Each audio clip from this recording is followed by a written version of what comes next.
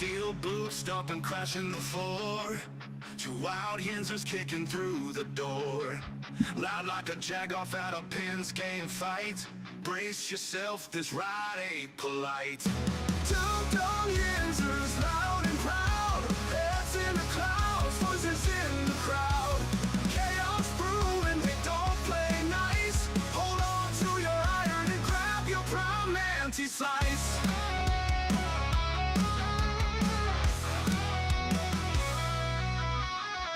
Tales from the burg with a hint of mayhem. Pierogi powered, nothing can constrain them. Knocking back stories like an icy cold brew. You never know what these two might spew. Two dumb Yinzers, loud and proud. Heads in the clouds, voices in the crowd. Chaos brewing, they don't play nice. Hold on to your iron and grab your prime anti-slice.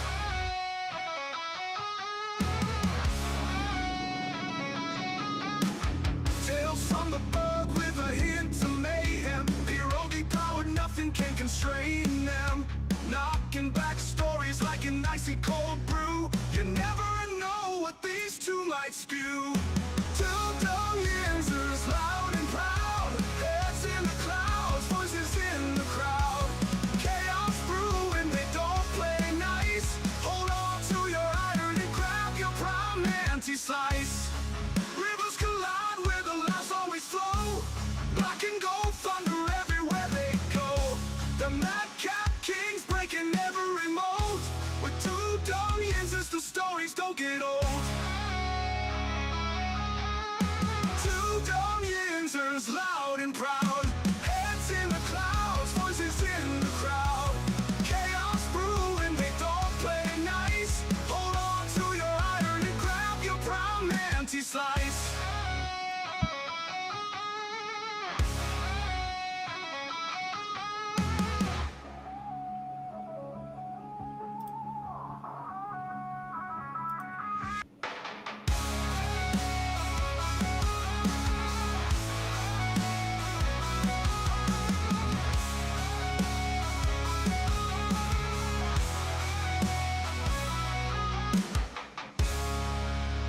Yeah, good morning, everybody.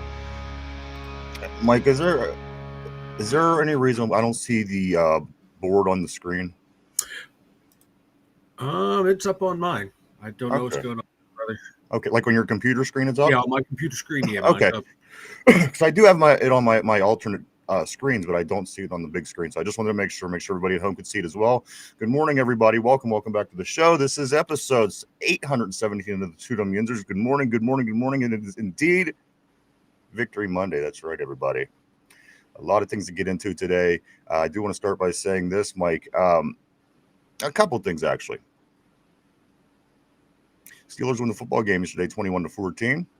We're going to be getting into that heavily in just no time at all. A couple other things, Mike. The Pittsburgh Steelers are going to be off to Ireland to play in week 4 of their schedule next week against the Minnesota Vikings. The Vikings coming off a big win against the Cincinnati Bengals. We'll also get into that and a lot more. But finally, I do want to say this, Mike. I was just reading before I came on the air that in Europe, they're already starting to implement AI courts, which I don't hate, but I don't love either. Because the AI courts, they're going to be fair. It's going to be, it's not going to have the human element of giving, some people better treatment than others, which I'm all for. But the fact that I don't trust AI as far as I can throw it for this simple reason, and this simple reason only, Mike, how long does AI have to be around before it stops putting 6 fingers on each image that it makes? Right, and everything has like an orange hue to it as well, or yellow hue to it. So, I you know what I mean? It's taken this long, and I was working on that. I don't know if you've seen it, the one logo for TikTok over the weekend. And I did it, it has our fist from our logo in it, and I thought I shouldn't have to tell AI that it doesn't have 6 fingers. You know what I mean? At this point. Yeah, it saw like The Simpsons had 4 fingers. Like, oh, we got to get more on there. Let's go 6. Yeah. So that's one thing I don't trust.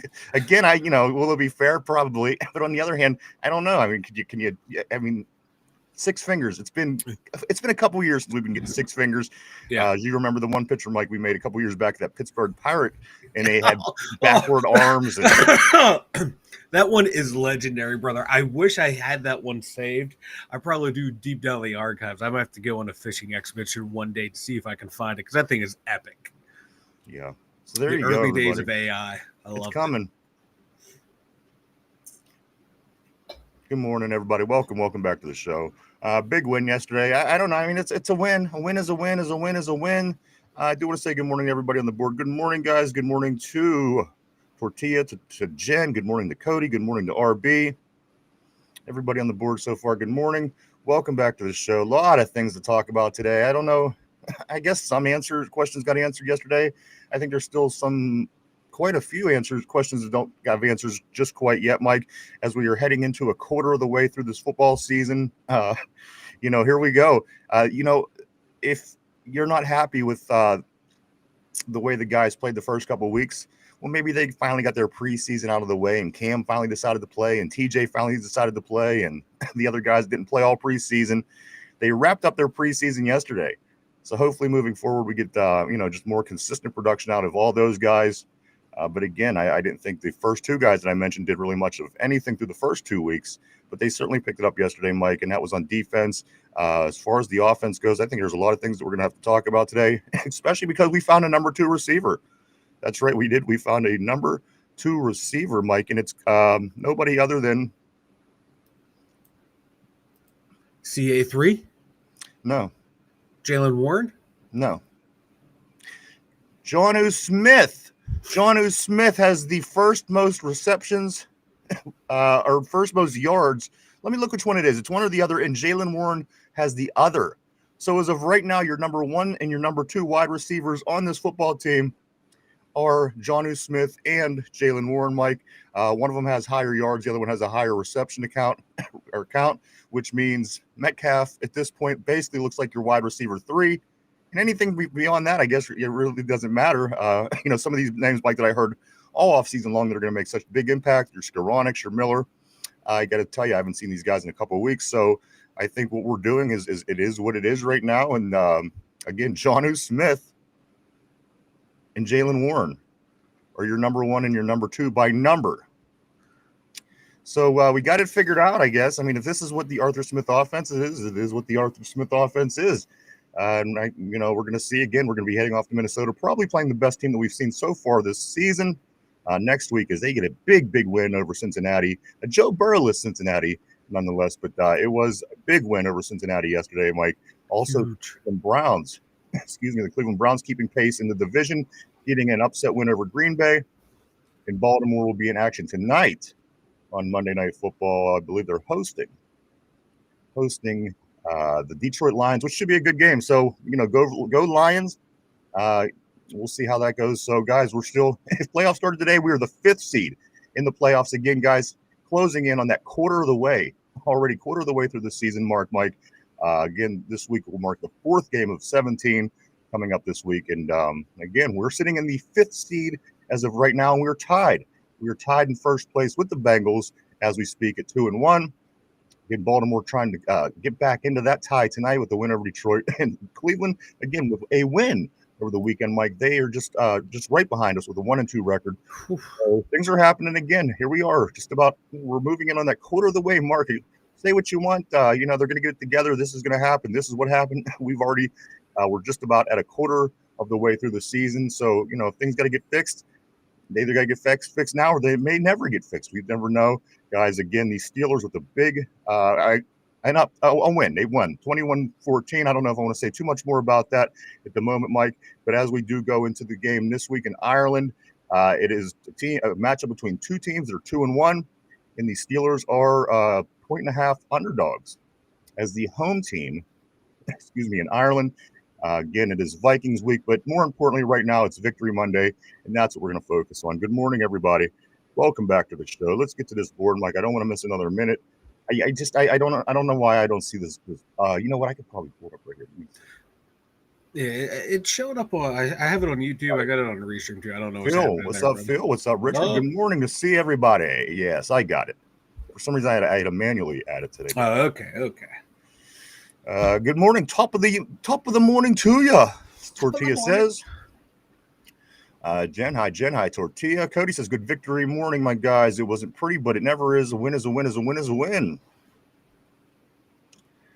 Tortilla says, that game was hard to watch. All the penalties and turnovers. The Pats had and only won by one score. I'm concerned.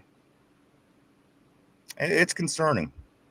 RB, what's up, brother? He says, I was thinking last night I was not impressed yesterday at all, but I mean, this is basically an all-new time and expecting them to do well and be a well-oiled machine instantly is madness. Both sides. Tortilla says, TJ got a sack, though, so that's cool. Cody says, Derek Harmon got a sack. Only took him one game. I got to be honest with you, it only took him I don't even think we were out of the first half. I think it was the first quarter. It was in the first quarter. Yeah. On the second time out on defense, he gets his first sack, which at that time he led TJ Watt. Yeah, he did. Who was the second highest paid non-quarterback in the league, Mike. Yes. He did have the lead over TJ Watt, who again hadn't had a sack all season until yesterday. But Derek Harmon came in and made his presence known early and often, as I seen him running guys down, at least chasing guys, giving a lot of effort.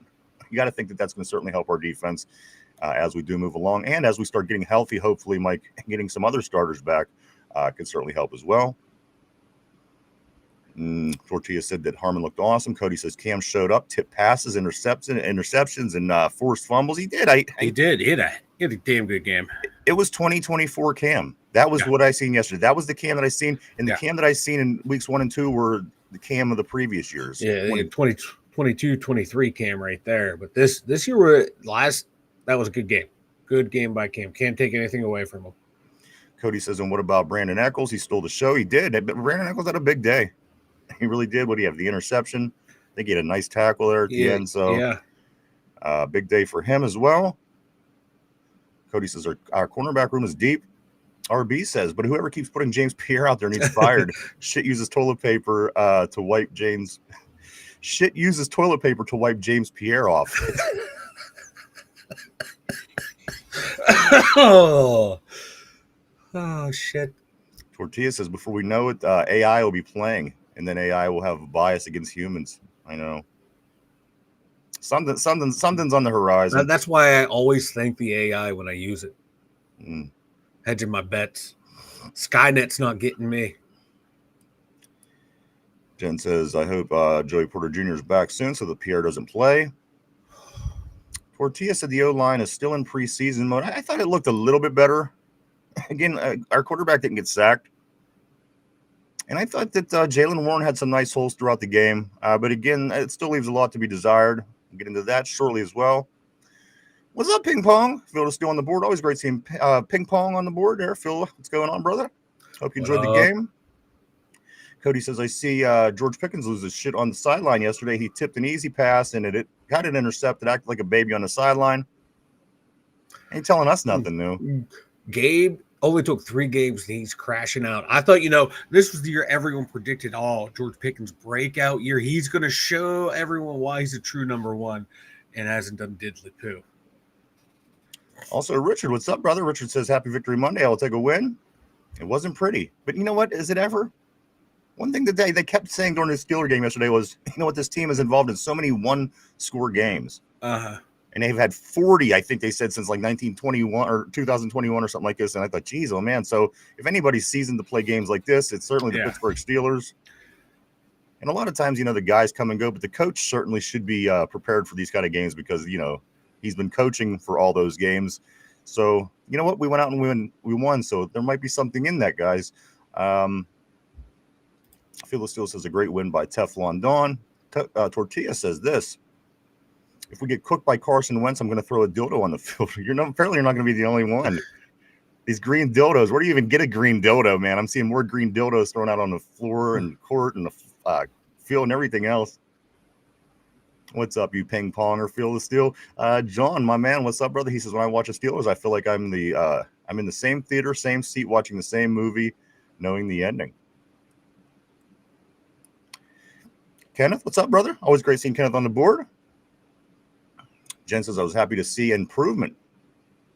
win and improve. Keep. I mean, that's the thing. It was a step in the right direction.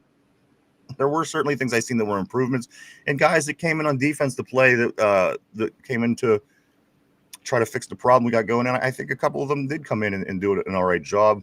Again, we'll look at numbers and all that here shortly. Chad, what's up, dude? Always great seeing Chad on the board. He says, "What's up, Yinzer fam?" And here we go, Steelers. Here we go. That's right. Hey, you know what? Again, right now we're sitting in the 5th seed. I know we have a lot of season left, but again, we're coming up on the quarter of the way through the season mark, and it could be a lot worse. It could be a lot worse. You could have just got shut out 30-0 by the Carolina Panthers when you think our day was bad. Vegas, what's up, dude? Always great seeing Vegas on the board. He says, "What's good, fellas?" Cody says Aaron Rodgers didn't get sacked once yesterday by the team leading the NFL. That's what I'm saying. There was improvement. Whether you didn't notice it during the game, which again, Mike, I didn't because I'm a nervous wreck during the period when I'm watching the game. God. Yeah, I can only imagine what you're like. I wasn't at the studio to watch the game with you, and I could just picture you just pacing around, venting, fuming when we just kept stalling after those 2 opening drives. Like I kind of wish I had a webcam on you when I'm not around. I got to be honest with you though. I watched it the second time last night around midnight or so to get caught up just on some details, and it wasn't half as bad. I think it was as bad as it was the original time because again, you got the nerves and you want to win. Yeah. It wasn't half as bad when you watch it back. Again, if you watch it with with nothing on its stake, heart attacks, things like this, it's a whole different story. And so I was able to take some things away from this game. Cody says Aaron Rodgers didn't get sacked one. Okay, right there. John says 2 yards per run attempt and 6 yards per pass attempt will never give up. Will giving up over 350 yards. The turnovers were luck, but won't last for long. Like last year, they just depended on this defense to keep getting it done.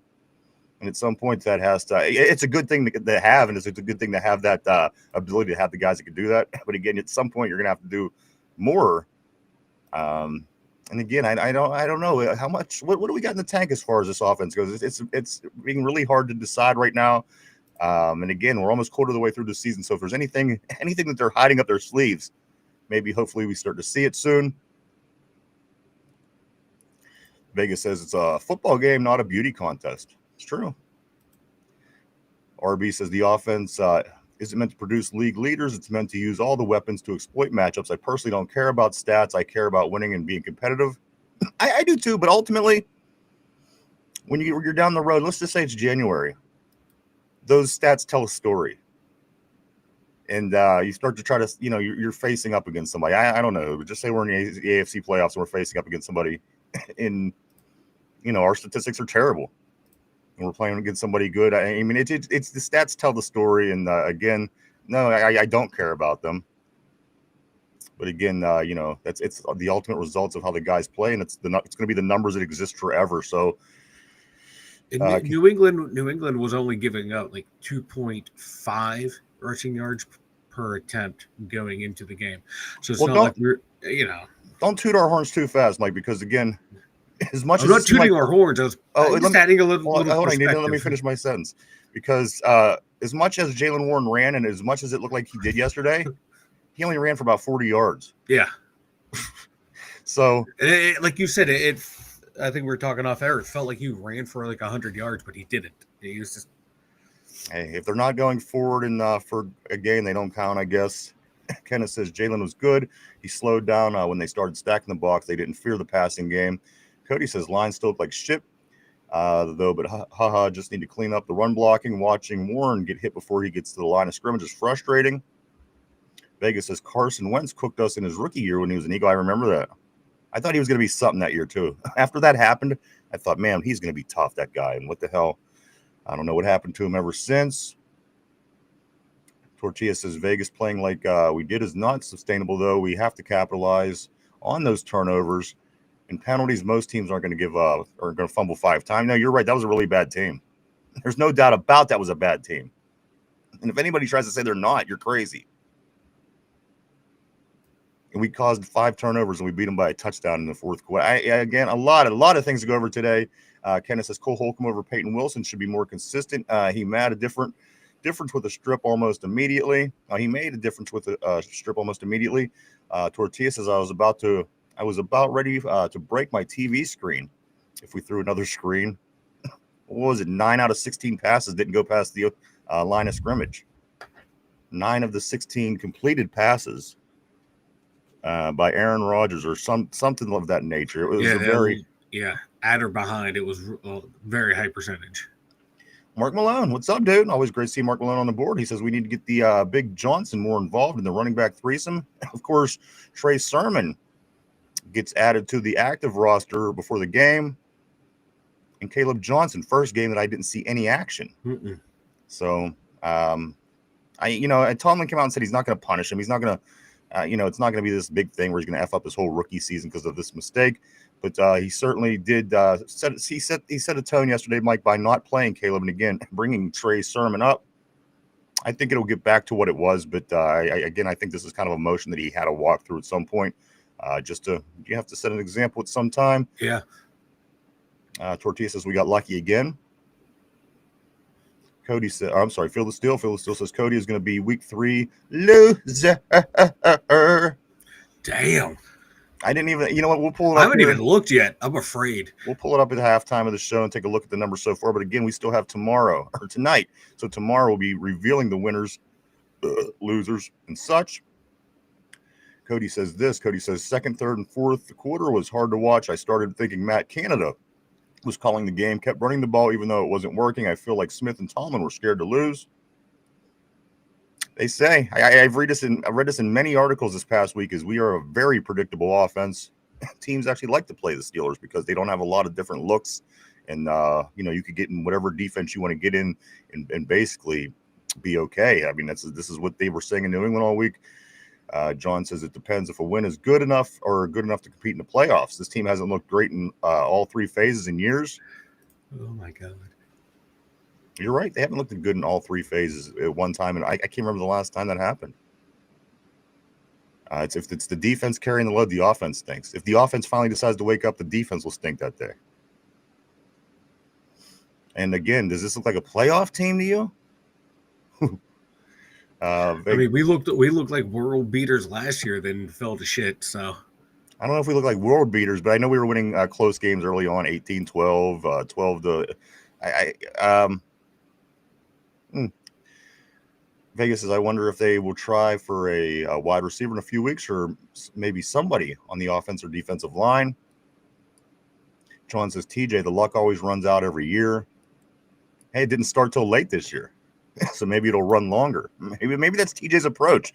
He doesn't want to finish slow, so he starts slow. And that way I don't know. I'm trying. Like, I don't know, man. We've been bitching these guys haven't made plays. They make plays. They focused all week on forcing fumbles in practice. And this team sucks. No, we won a game. We won a game, and it's like we're talking about a funeral right now. This is comical. Well, do you want to cheer and celebrate everything that happened yesterday? I don't think that it warrants that. I think that we could cheer and celebrate, but I also think that there's plenty of things that need to get better if we plan to win on many more games than what we have.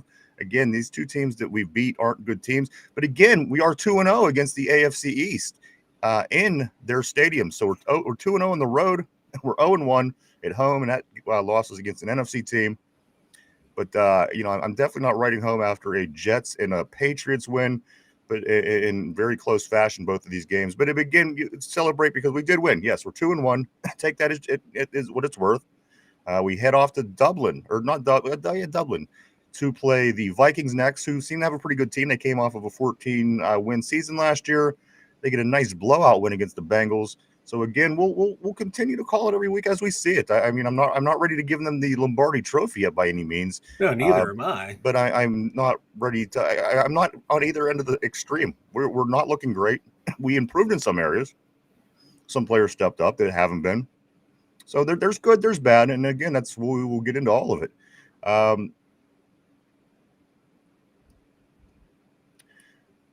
Corey, what's up, dude? Always great seeing Corey on the board. Corey says this. What's up, guys? I'm happy with the win because we beat the Patriots, but that we notoriously struggle against them. But I'm not happy because of how we struggled all game. We needed all 5 turnovers to win. We could have lost.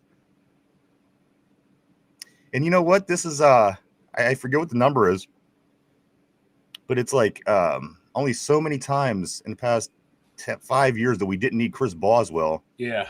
A field goal by Boz to win a football game. Very rare to only go 7, 14, 21, 28, 35, 42 with the Steelers. Very rare. Kenneth, what's up, dude? Always great seeing Kenneth. He says Jalen was also our top receiver. And he was. That's what I'm saying. Jalen Warren is the leading receiver.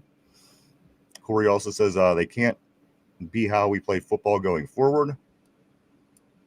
Vegas, we just keep building while stacking wins. However, you get them and hopefully get better each game and be playing your best ball. At the end, no team is in their top form right now.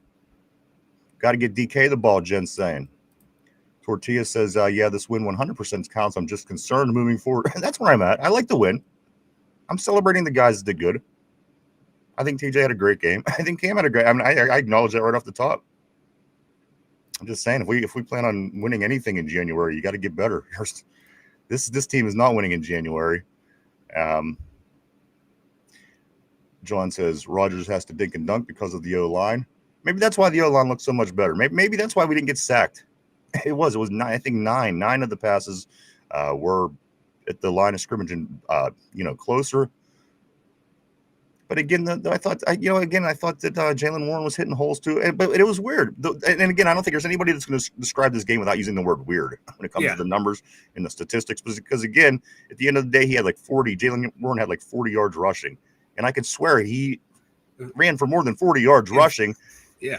And especially when the other team, okay, they had some nice runs where they broke through the line and got some yards, but their rushing, it was like 119 yards. Yeah, and it didn't feel like 119. That's what I'm saying. Where did these numbers come from? Because like their longest run was the scramble from May for 15, but after that, I think they had like a 10 and 11 yard run. But it did not feel like the first 2 weeks where we were getting gashed every single run play. So there is a marked improvement from that D line. The O line looked better too, but go and you turn on the film and you go and look at the stats. It was like when they played well. The Steelers had 3 really good offensive drives where everything clicked, and this is what you want to see of the Steelers offense. Then the vast sea of bullshit in the third and fourth, beginning of the fourth quarter. So this was a weird game because you can point to where all the flaws are, but you can point to like this worked really well, this worked really well, this worked really well. But that vast array of bullshit in the middle of the game was what's frustrating because offense should have scored at least 2 more touchdowns or a couple more field goals in there with the amount of time we can have the ball. It's just all of a sudden the offense forgot how to play and move the ball down the field. How can you go from effectively running the ball to not being able to run the ball at all? That was frustrating to me. Because you're showing it on the first 2 drives, that 90-yard drive, we just fucking dominated them. And it's looking like we're going to have a runaway game. Then all of a sudden the line forgets how to play. Guys can't get open. Guys running, into the same area. Quarterback can't hit an open receiver. It was weird. But they stepped up when needed. And then that was one of the things, my biggest takeaway from this game is everyone stepped up when needed. We're finally seeing star players play like stars. Jen says everyone needs to get in Discord during the game. I felt like I was talking to myself. I need you guys, she says. I got there late, Jen. I'm sorry. Vegas says it reminded me of the game in San Francisco a few years ago when they beat us. They had like 6 turnovers, but still beat us. Follows it up by saying, can the fans chase Myers away like they've done with old OCs? P, what's up, P? Always great seeing P from the other side of the planet. What up? Joining us from Japan. He says they were burning that clock up and trying to maintain possession, game management.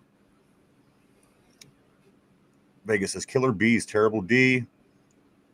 Corey says at Vegas we got to make that wide receiver trade like today. We can't go another week without a wide receiver too. This was supposed to be a tight end driven offense, and we can't do shit with that much either. So let's get a wide receiver too. RB says Tomlin said this week Caleb Johnson needs to let go of that kickoff, forget it happened, and never let him and don't hold him back and let it define his season as he benches him for it.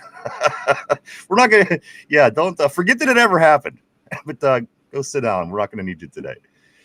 Jen says the defense had players starting that weren't even at camp.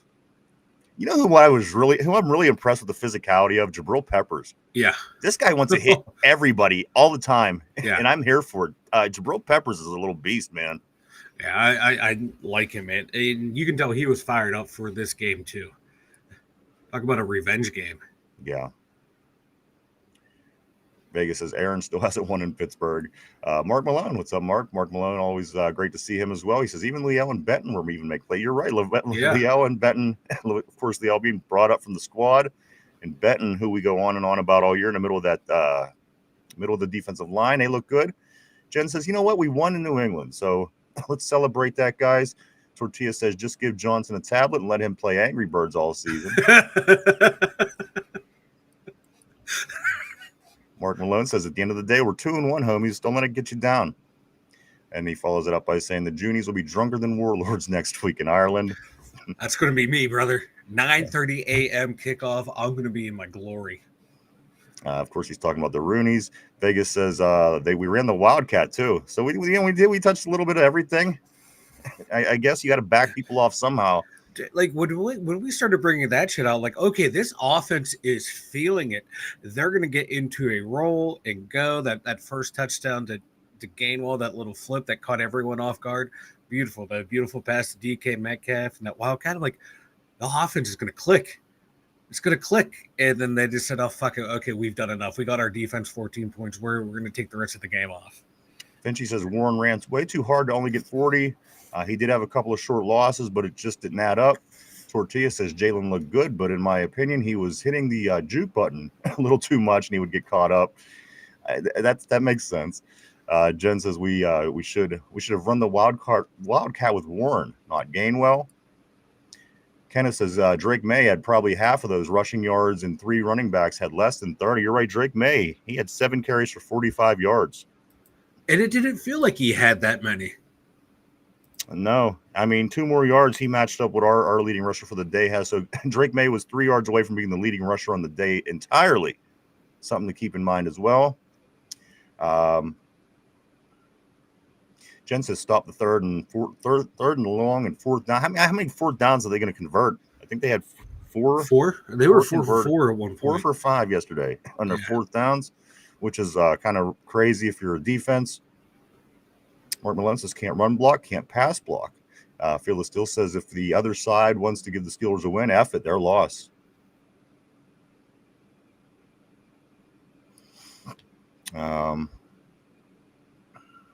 Vegas says, is Calvin Ridley good enough to make a difference?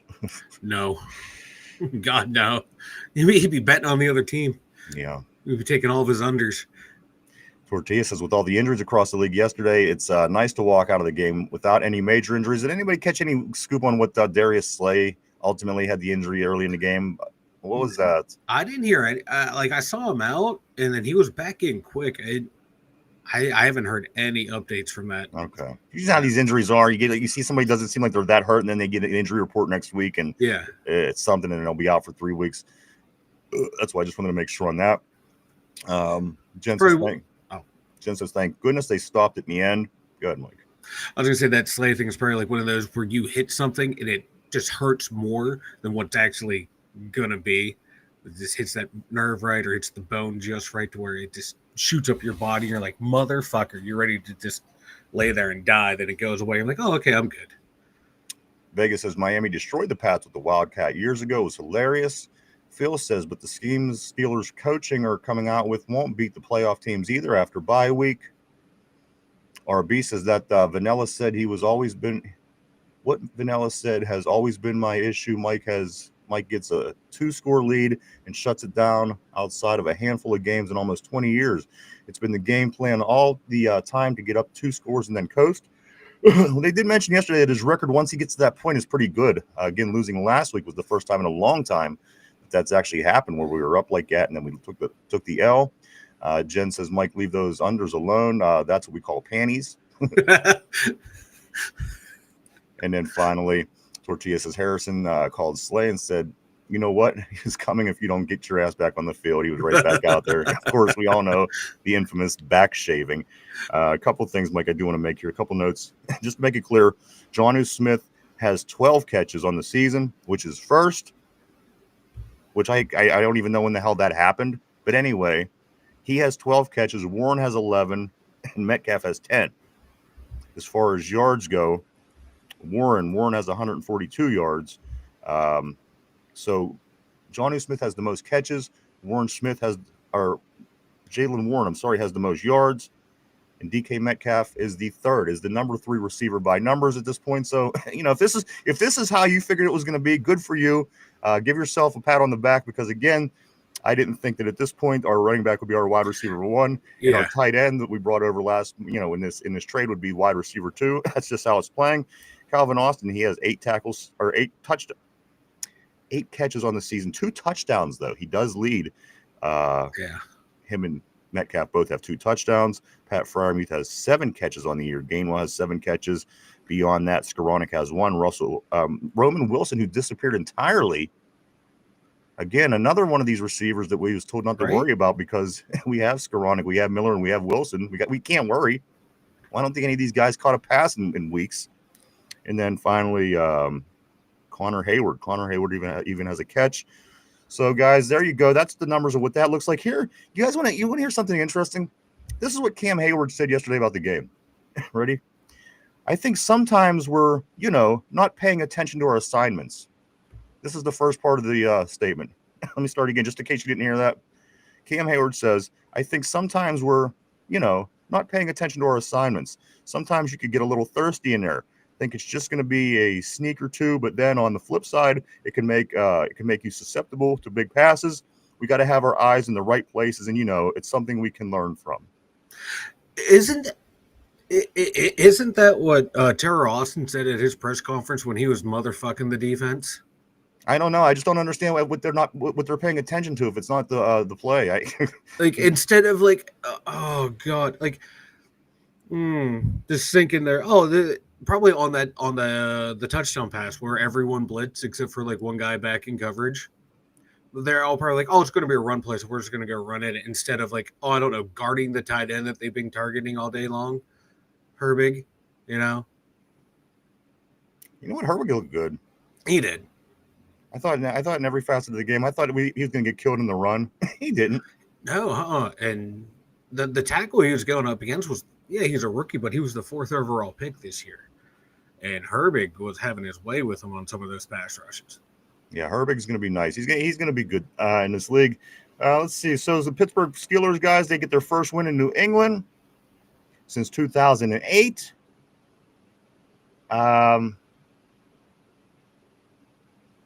Does this look from what you've seen yesterday? Does this look like a team that's going to be better, worse, or the same that you thought it was going to be at the beginning of the year? I know we all gave our predictions on what we thought the final record of this team was going to be. And as I said, we're moving in on the quarter of the way of the season mark. Are we more than a 9-8 team in your opinion right now? Remember, we haven't played anybody really good.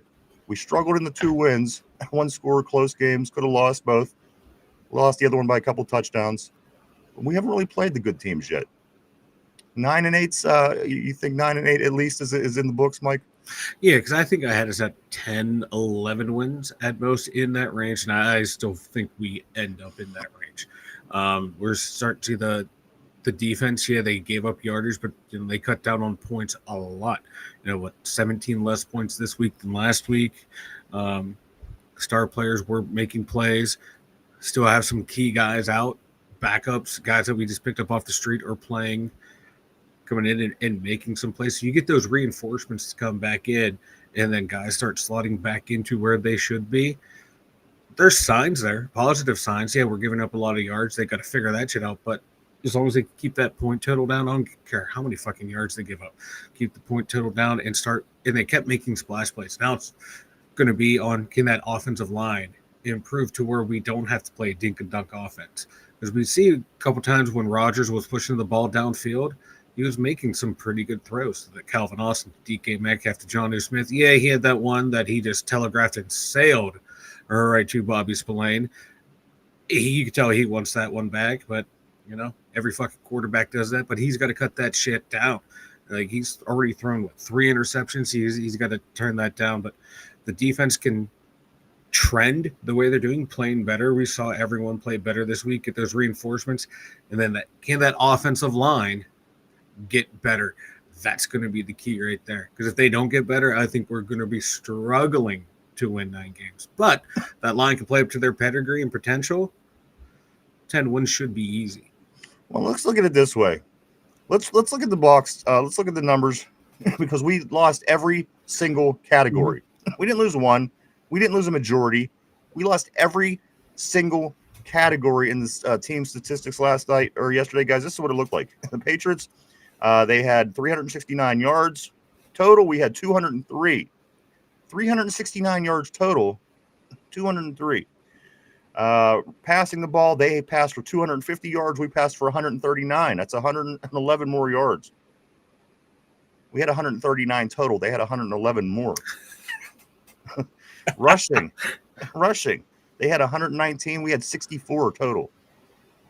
Double almost. First downs, they had 26. We had 17. Almost 10 more first downs than we had. Third down conversion. They were 6 for 13, a little under 50%. We were 4 for 9. Fourth downs, they were 4 for 5, 80% on fourth downs. Total plays, they ran 71. We had 49. Sacks allowed. This is the only category, guys, that we did win. We have given up no sacks, and they allowed 5 sacks. We punted the ball 4 times. They punted the ball once. Penalties, pretty even. I'm not going to bitch about this, but 59 yards on 8 penalties for us, 54 yards on 7 penalties for them. They lost 4 fumbles, and we both threw interceptions, 1 each, guys. So if you look at this box, it's more likely that we should have lost. With what we're looking at, but the fact of the matter is, we found a way to do what we needed to do when we needed to do it, which seems to be the Steelers' way as of late. There really was no rhyme, no reason, no pace to this game that one could sit back and say, this is what we're doing. This is what we got going on. Again, if you look at these numbers, there was never any points that you should have felt comfortable saying that. This is the numbers as the individuals goes, guys. Aaron Rodgers had 10. We went 10 for 23, 139 yards, 2 touchdowns and a pick, and he is on pace for 40 touchdowns. Say what you will, he and Caleb Williams are in the lead right now, tied for the most touchdowns in the NFL. So again, what kind of season is this going to be? It's going to be a weird season. I'm going to answer it right now, and it's not going to change. Believe me, we've seen these years before. We've seen these kind of seasons. Caleb Williams and Aaron Rodgers are tied at the top of the NFL for most touchdown passes. Do what you want with that. Jaylen Warren, guys, 18 carries for 47 yards on the day. Kenneth Gainwell with a rushing touchdown. Again, Jaylen Warren, the top receiver of the day, 5 catches for 34 yards. While Calvin Austin III, DK, and Jonnu all had 3 receptions. On the defensive side of the ball, Mike, Patrick Queen. Patrick Queen had 10 total tackles, 6 solo, 4 assisted. Of course, Eccles had his interception. Cam, multiple tip passes. Mm-hmm. Cam, again, this is a game that I felt that you could put with the way he played last year. It was comparative to what we've seen from him last year. I liked it. He has to keep it up. I mean, about time, right? And then as far as sacks, Cam, Watt had 2. Harmon had 1 in his first game. Matter of fact, his second series, he gets his first sack, and Herbig also has a sack. Going to the Patsies, Drake May goes 28 for 37 for 268, 2 touchdowns and a pick. He also leads the team in rushing. He has 7 carries for 45 yards. Henry led the receivers with 8 receptions for 90 yards, 2 touchdowns. And Spillane, 15 tackles, 10 solo, 5 assisted, 1 interception, leading the way for that defense. Still looks good. I like that Spillane. I always like Spillane. And Mike, a big help for us, of course, was Christian Gonzalez did not play. That would have been something that could have certainly helped them on their defense. But Mike, he was out yesterday. What do you? And you know what? Hold on, I still got the time of possession. I'm sorry. Yeah. God, I can't wait to hear this one. Time of possession in favor of the Patsies. They had 33 minutes and 20 seconds to our 26 minutes 40 seconds. Mike, every single statistic goes in their favor. They have 5 turnovers. Mm-hmm. We win a game on the very last offensive drive that we have, when we score a touchdown and then stop them on 4th down in the middle of the field to finish them off ultimately. what do you make of this game, Mike? What comes out of what comes to your head if somebody was to say to you, "What the hell happened in that game last night? I missed it." What do you tell them? What's the best description you could tell them? And I do want to say real quick while I'm waiting on that, I do want to say good morning to Keller Haas as well. Good morning, great to see you, brother. What up? You can go a couple different ways. New England lost it. They gave it away, or like they said in the broadcast, every NFL game comes down to 3 or 4 plays. And, this game came down to a handful of plays, 2 strips at the goal line. That's only like the 5th time it's happened since 2020 or since 2000. That's almost over 13,000 games have been played, and it only happened 5 times. We were able to do it this game. Quarterback and an offense not being phased by the way they played and dug deep and found ways to move the ball at the end of the game. One team capitalized, made plays when needed to. The other team crumbled and did not. They choked when, they could have ran away with the game, whereas the Steelers rose to the occasion. They rose to the challenge. They did not give up. This everything you want to see in a football team. Now, you can spin it and say we got lucky, but they knew coming into this game that Stevens has a fumbling problem. They knew the backup had a fumbling problem. So what were they preached to all week long? Attack the football, and that's what they did, and it led to positive results. It would have been awesome if our fucking offense would have scored off those, but you know what? We kept them out of the end zone. 14-point plays. I think Cam Hayward was, helped keep off the boards through a tip pass and a forced fumble. So our guys stepped up when needed. Their players did not. Let me ask you this. The team, if they don't cause these turnovers, Mike, they're certainly not causing the other teams to punt. Again, this team punts once against us. Yeah. Not a good football team. They showed they weren't a good football team, and they punted one time. Again, if we didn't get 5 turnovers, Mike, we didn't stop them. So it may have very well been points had we didn't make them fumble twice on the goal line.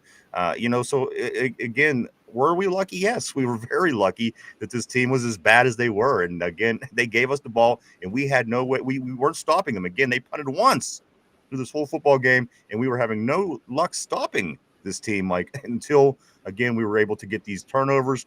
Their players come out and said that early the Steelers were punching at the ball from the very beginning, the very first play of the game.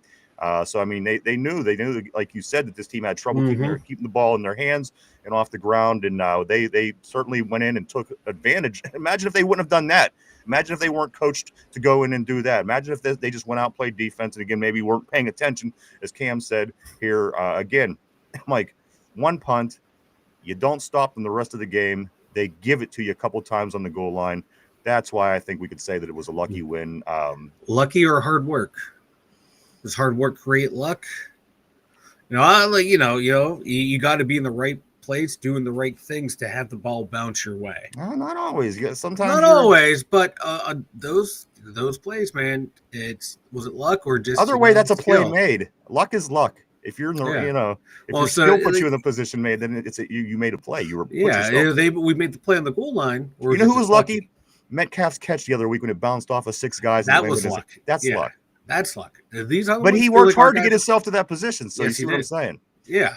So we're both in agreement, but just in different viewpoints. I think that's it too, Mike. I'm going to jump back on the board, and I'm going to get into some of these interesting numbers and statistics and facts from this game yesterday. As we do move along, guys, a lot of things. This maybe was what I expected. I think. I think. We're right here. We're going to start, Mike. I'm going to go right here. All right. Corey Beavers, he says, remember what I said about Giamatra and how Vrabel has issues with Tallman for some reason. The numbers always win. You know what? If I trust anything, I trust Corey and his Giamatra. He does seem to have the answers. Excuse me. Tortilla says, you guys ever seen the movie Semi-Pro? It's a basketball movie with Will Ferrell. In the movie, they can't win by too much, or everyone gets a free hot dog or something. And that's what I think we're doing. 9 and 8 if we're lucky, is what John's saying. Again, I'm just going to be interested to see what it's going to be like when we play some teams that really have something going for them. These three teams have nothing going for them. Seattle's working their way there. But again, I hardly call this one of the better teams. Jen Chen says the Browns beat the Packers. They sure did. A lot of interesting finishes yesterday. They win it on a field goal, and then that Eagles win. They block the field goal, and a 330-pound guy picks it up and runs it all the way back for a touchdown. I think they were up by 1, but nonetheless, very interesting, entertaining way to finish. Vegas says Jackie Moon. Tortilla says Vegas knows ball. Mark Malone says the defense looks about 10,000 times worse than I expected. Cody says Brandon Eccles was a guy I didn't know what to expect. I thought it was a major loss losing Corey Trice. He fits, you know what I mean? Right now, I almost forgot Corey was on this team still. Yeah, fucking Eccles got robbed on that pass interference call. Yeah, he got pushed off on. It should have been offensive interference. And you know that there was 14 total penalties called throughout the course of the game, 15 I think. And that they told us coming in.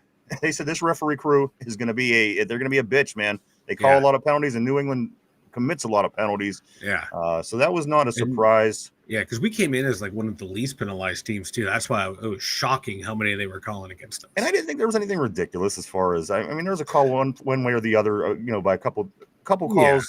But you know what? That's what happens when you have a team. It always seems like it goes against you. Phil is Steel says Steeler Freak. No, these Steeler coaches are going to get smoked after their bye week. Tortilla Rooney gave all the hot dog money to TJ and Cam. Fucker. Jen says I was mad at Eccles at him at the beginning of the game, but he redeemed himself. Vegas says 42 was on the field playing D. That's never a good thing. Cody says Matt Canada gave Arthur Smith his playbook for the game. I think we actually said that, Mike. I was communicating, or maybe it was after the game or somebody. I don't know who it was or when I said it, but I just know at one point I thought, Jesus, this is Matt Canada's offense. Mark Malone says, heck yeah, he did, Jen. Talking about Eccles. John says recovering all 5 fumbles is why they won. That statistic isn't always possible. It's damn near never possible because 5 interceptions and get them all. Yeah, because normally you see, the offense is lucky to roll back into him. Like Jabril Peppers one, he hit it and it rolled around a couple people till it got to him. That one could have went either way. I love me some Jabril Peppers. From what I'm seeing yesterday, Derek Harmon made an impact. Cole Holcomb made an impact. Again, I don't know how when you're comparing him and Peyton Wilson, there's a lot of things you have to look at. Some things one guy does better, some things the other guy does better. So when you're looking at those two guys, if you could make it one person, if you could merge them, I think it would be a pretty good linebacker. On top of that, Jabril Peppers, Derek Harmon, and again, hopefully getting healthy soon with some of these other players like Alex Highsmith, Joey Porter Jr., and some Deshaun Elliott, of course. Deshaun Elliott's been out. He's said he's only going to be out about a month, so we should be seeing him back shortly. And if Chuck Clark had a little stickum, that mother right play, or he's in the right places on those plays. Just my God, you see why he's a DB. Well, the one he tried to pull it off as it hit the ground. I thought he had it. I thought he did too. You know what? He even played it off to. He ran all the way down the field and was celebrating. But one thing you got to remember, they see everything. The eye in the sky in the NFL sees it all. Like he almost trapped it against his body too. It was really fucking close too. Yeah, it was close. But that other one, he did the classic, taking your eyes off the ball, looking upfield instead of catching it, because he had nothing but green in front of him.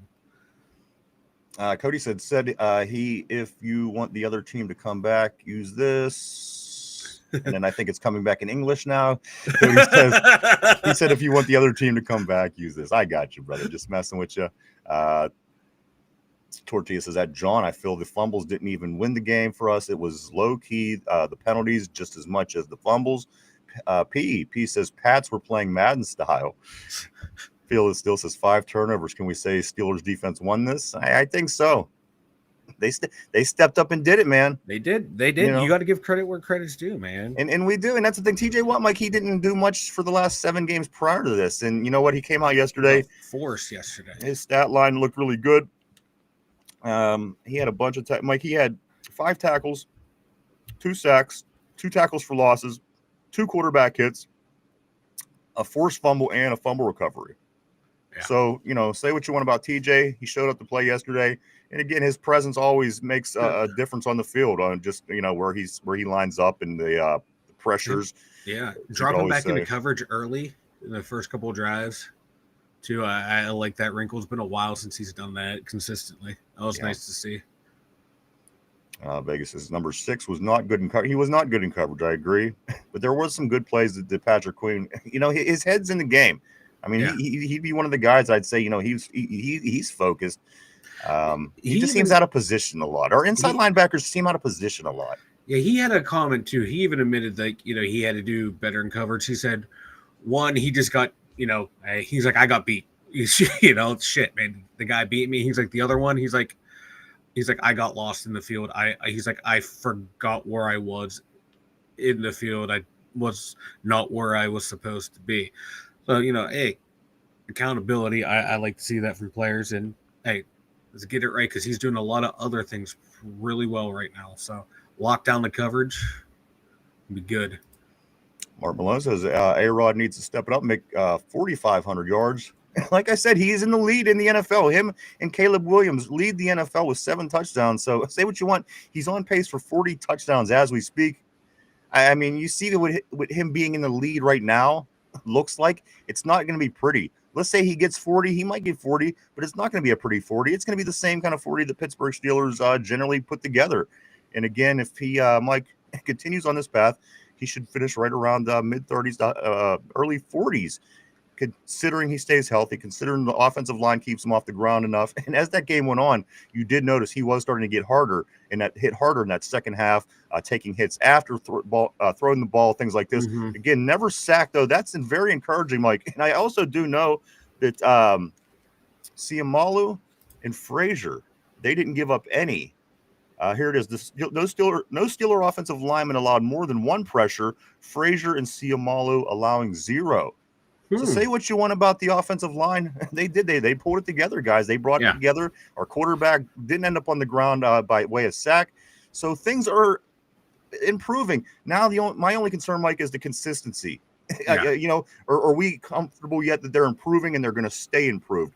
That's my only issue with this team. I think that they can improve. But, we talked about this last week, the 1 step forward, 2 steps back. We have a big case of that here in Pittsburgh with this football team, Mike, and that's my only concern. They come out, they look, again, better than they have in the past. They didn't let Rodgers get sacked. These numbers look good for the offensive linemen. But again, you could go to Dublin next week, play Minnesota, and have a total different story. And, Aaron Rodgers could be on the ground all game. So again, that's the thing I'm concerned about. Can they get better? I do think they could get better. They have they have really good players. No two ways about it. They brought a lot of guys in on this defense. But my concern is, are they going to consistently be able to do it? Again, we're moving in on the quarter of the way of the season, Mike, and we have to figure out what we are, who we are. That game yesterday didn't really give me much encouragement as I'm trying to stick an identity to my team. Yeah, and excuse me. New England has a good front. Same did Seattle, so it was nice to get two teams that have really good fronts and see the line get better in both games. But they need to get a lot better real quick, because coming down the pipe, we got Cleveland, and they have a damn dominant front four, especially with Myles Garrett. This team, that O-line, we said it all off season. That's going to be the unit that's going to figure out how far this team can go. And we saw it yesterday, too. Yeah, they didn't give up a lot of pressures, but we did a lot of short passing and a lot of quick throws to neutralize that pressure. Now, if we try to do 7-step drops and sling it deep, what would those pressure numbers look like? That's going to be the story right there. When we start having to do stuff like that, when the quick throws aren't working, when we got to go shotgun and let plays develop, how's that line going to hold up? Because some of these plays that we want to get the deep ball down to open up the short to intermediate passes and the run game, we got to start pushing it deep. And the only way you can do that is if you have time to throw. And right now we don't have a whole hell of a lot of time to throw. And Mike, this is the first game that Aaron Rodgers hasn't been sacked in since week 13 of 2022. Holy the shit. First game that Aaron Rodgers has not been sacked in since week 13 of 2022. So Again, guys, was there improvement? Yes. Was there any improvement to write home about? No, I don't honestly think so. I think this is going to be the team. Mike, we've been through these years. You're going to take win. You're going to get some wins against maybe a team or two you shouldn't have beat. You're going to take some losses against maybe a team or two that you should have beat. This feels like one of them just weird kind of years. And I think yesterday again, it speaks volumes on what kind of football season this is. I'm just not sure anybody that's in contention for the Super Bowl would have only won that game 21-14 had they had the ball turned over to them 5 different times throughout the course of the game. Yeah, you're not wrong. But, it's still early, so there is a chance that this team can get better at going down the stretch. I'd rather start slow, come on hot, instead of be hot and then have another late season collapse. So, right. Let's kind of flip the script here and get this first quarter out of the way and hopefully, end up 3-1. Playing a whole lot better against Minnesota and get ready for the Browns in division play. This is the best team we're going to see at this point. So, this is a big game for us. It's a big game for them as well. Both teams coming into this game coming up in Dublin, Croke Stadium, Sunday morning at 9:30, guys, is going to be between 2-1 teams. Again, the Steelers are 1.5 dogs. And here's something for you guys. If you're from in the area or just any area that has Permane Brothers, Permane's is opening early on Sunday, Mike. So if you want to get your Permane sandwich for the game, Permane Brothers is opening Sunday early. So anybody watching the game being up at 9:30 here on Eastern time can get their Permane sandwiches as they're getting ready to watch the game. Mike, again, Sunday morning, 9:30 is when this game is going to take place. Vegas says, is Robert related to Mickey Spillane? I don't know. I don't know who's Mickey Spillane. I'm not sure. It sounds familiar, right? Tortilla says refs bailed us out hard in this game. The offense let the defense down. Jen says, I tell them we won. Field of Steel says, I say Patsy's gave us the game. Mark Malone, can our tall cornerback strap on a pair of testicles and play for a few games? That's true. We have 2 of these tall, rangy guys, and haven't seen either of them in a couple of weeks at least. Vegas says at least it was a bunch of forced turnovers, not just bad snaps over the quarterbacks. And you're right, they were punching, man. They were punching all game. And New England did come out and say it was from the very first play of the game. And I like that. Why you don't coach your team to do that every game, every play? Maybe it's something we could do moving forward. Tortilla says, yeah, that's a good way to put it. If we would only have caused 4 turnovers, we most likely would have lost. That's no bueno. Vegas says, dude had 14 turnovers last year and fumbled twice.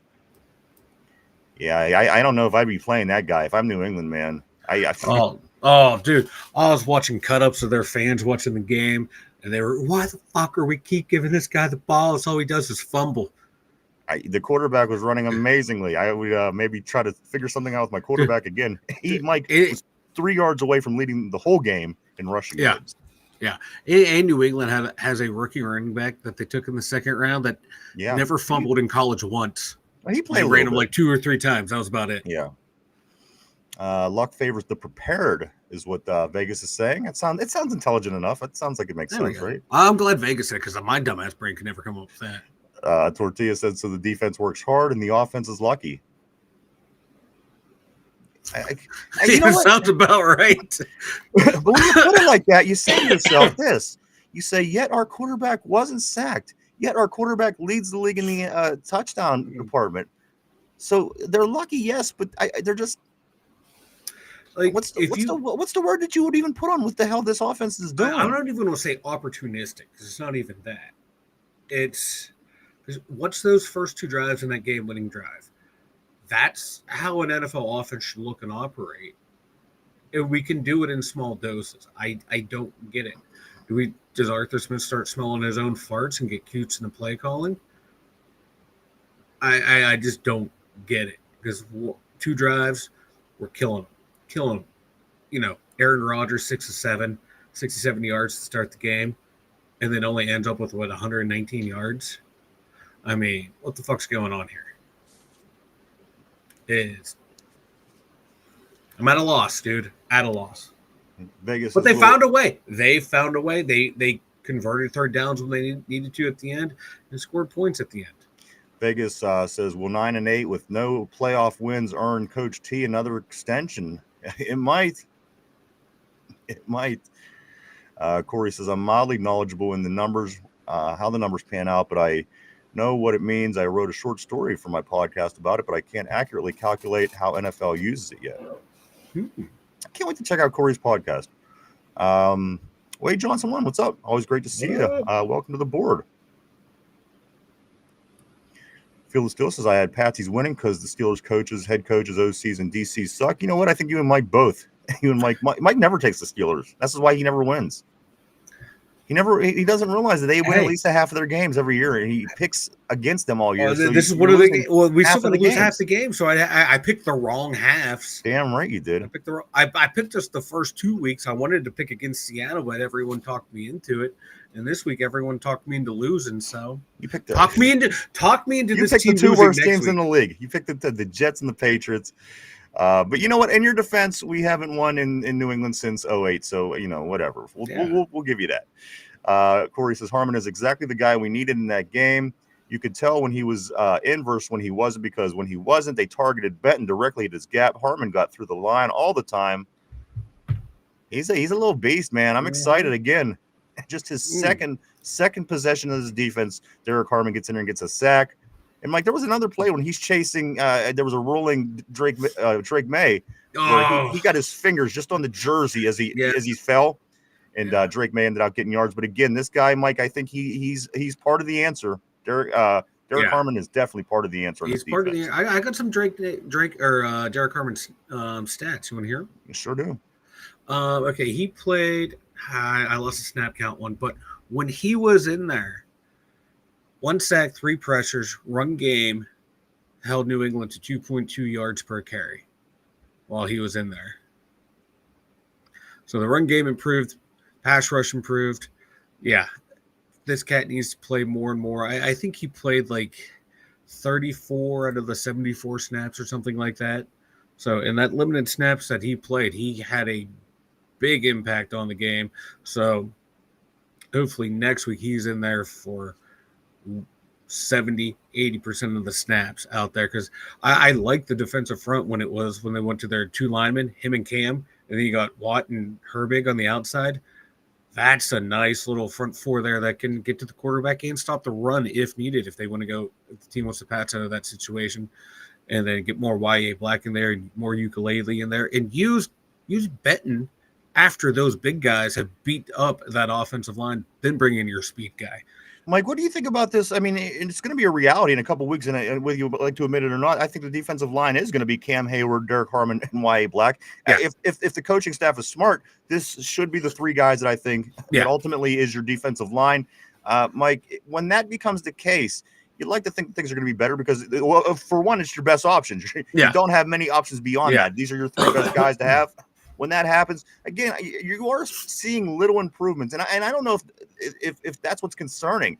Yes, it's an improvement, but again, it's the little, and again, is that little going to remain to be consistent moving forward? But again, I want my best players, the possible in the position to play. Mike, again, Cam Hayward, Derek Harmon, YA Black. I think ultimately, end of the day, is going to be the 3 to go with.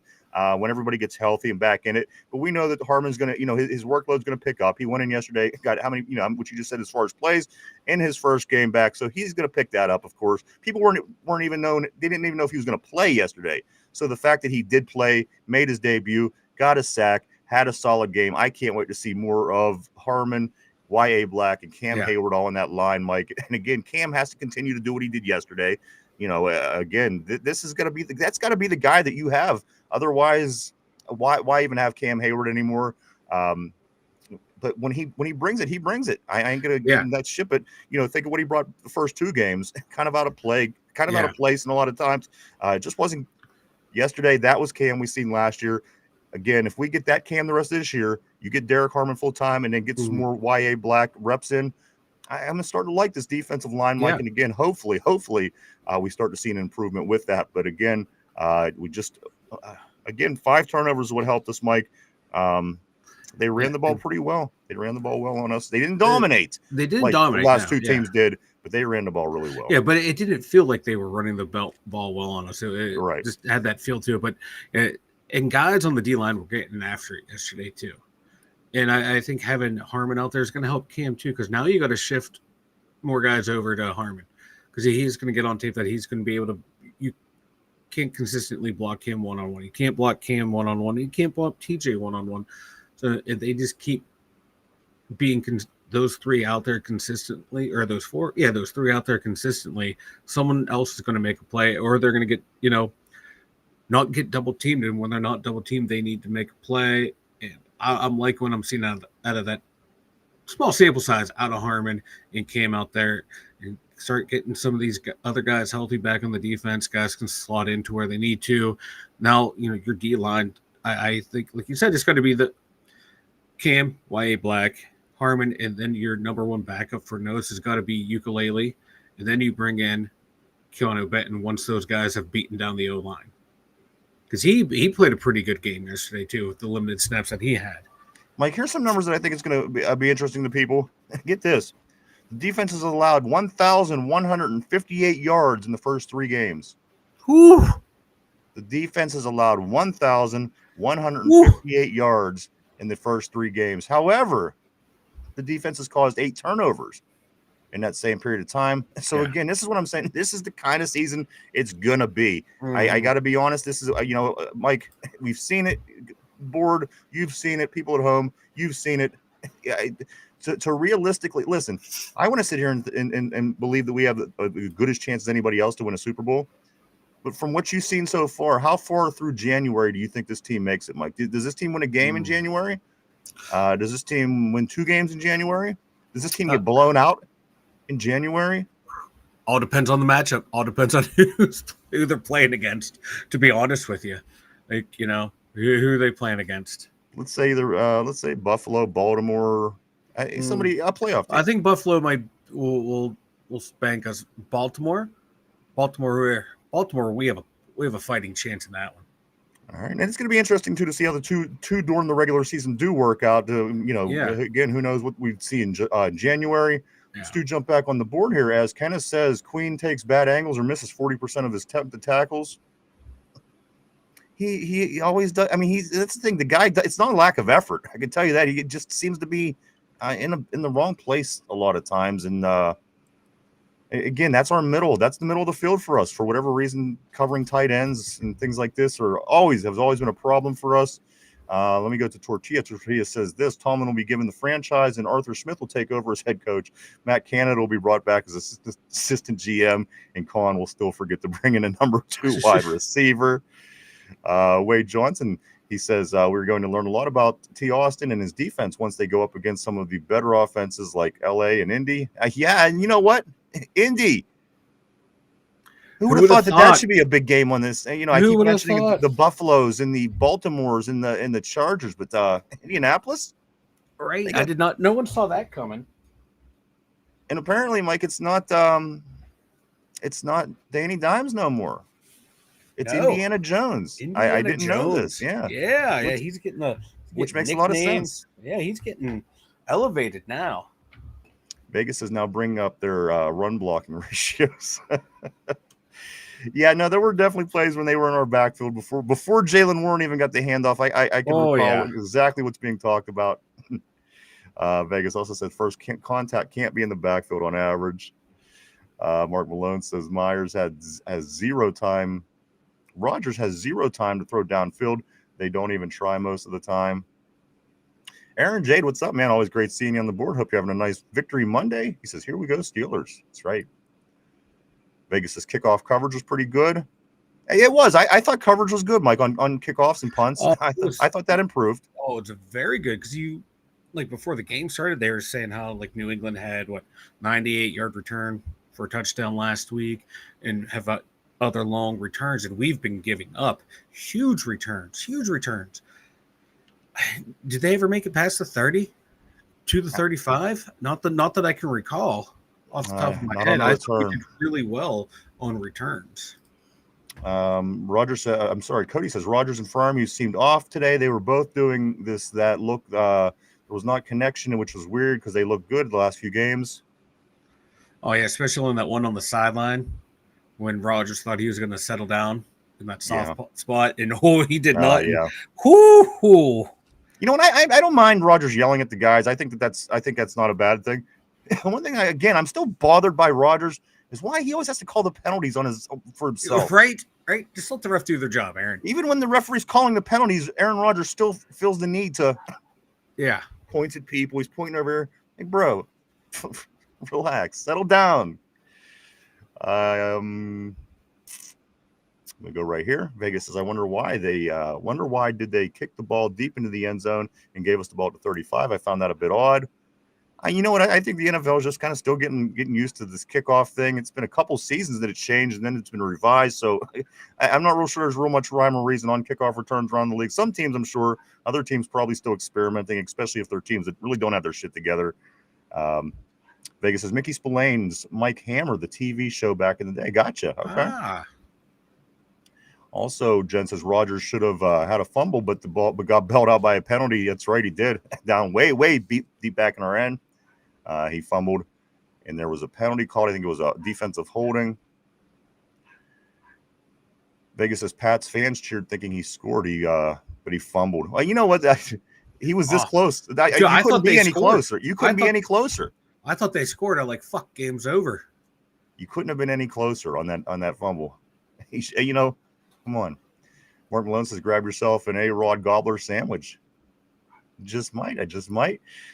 Tortilla says, they say Drake May felt so bad for Stevenson fumbling twice. He fumbled, so his boy wasn't alone. Yo, what's up, Jamal? Always great seeing you, my brother. He says, happy Victory Monday. I hope you're enjoying your Victory Monday as well, my man. Great to see you. Great to see everybody this morning. Everybody's excited. A little concerned, I think, but that's warranted. Vegas says, is the 9 and 8 song debuting? You know what? It's getting closer. It's getting closer.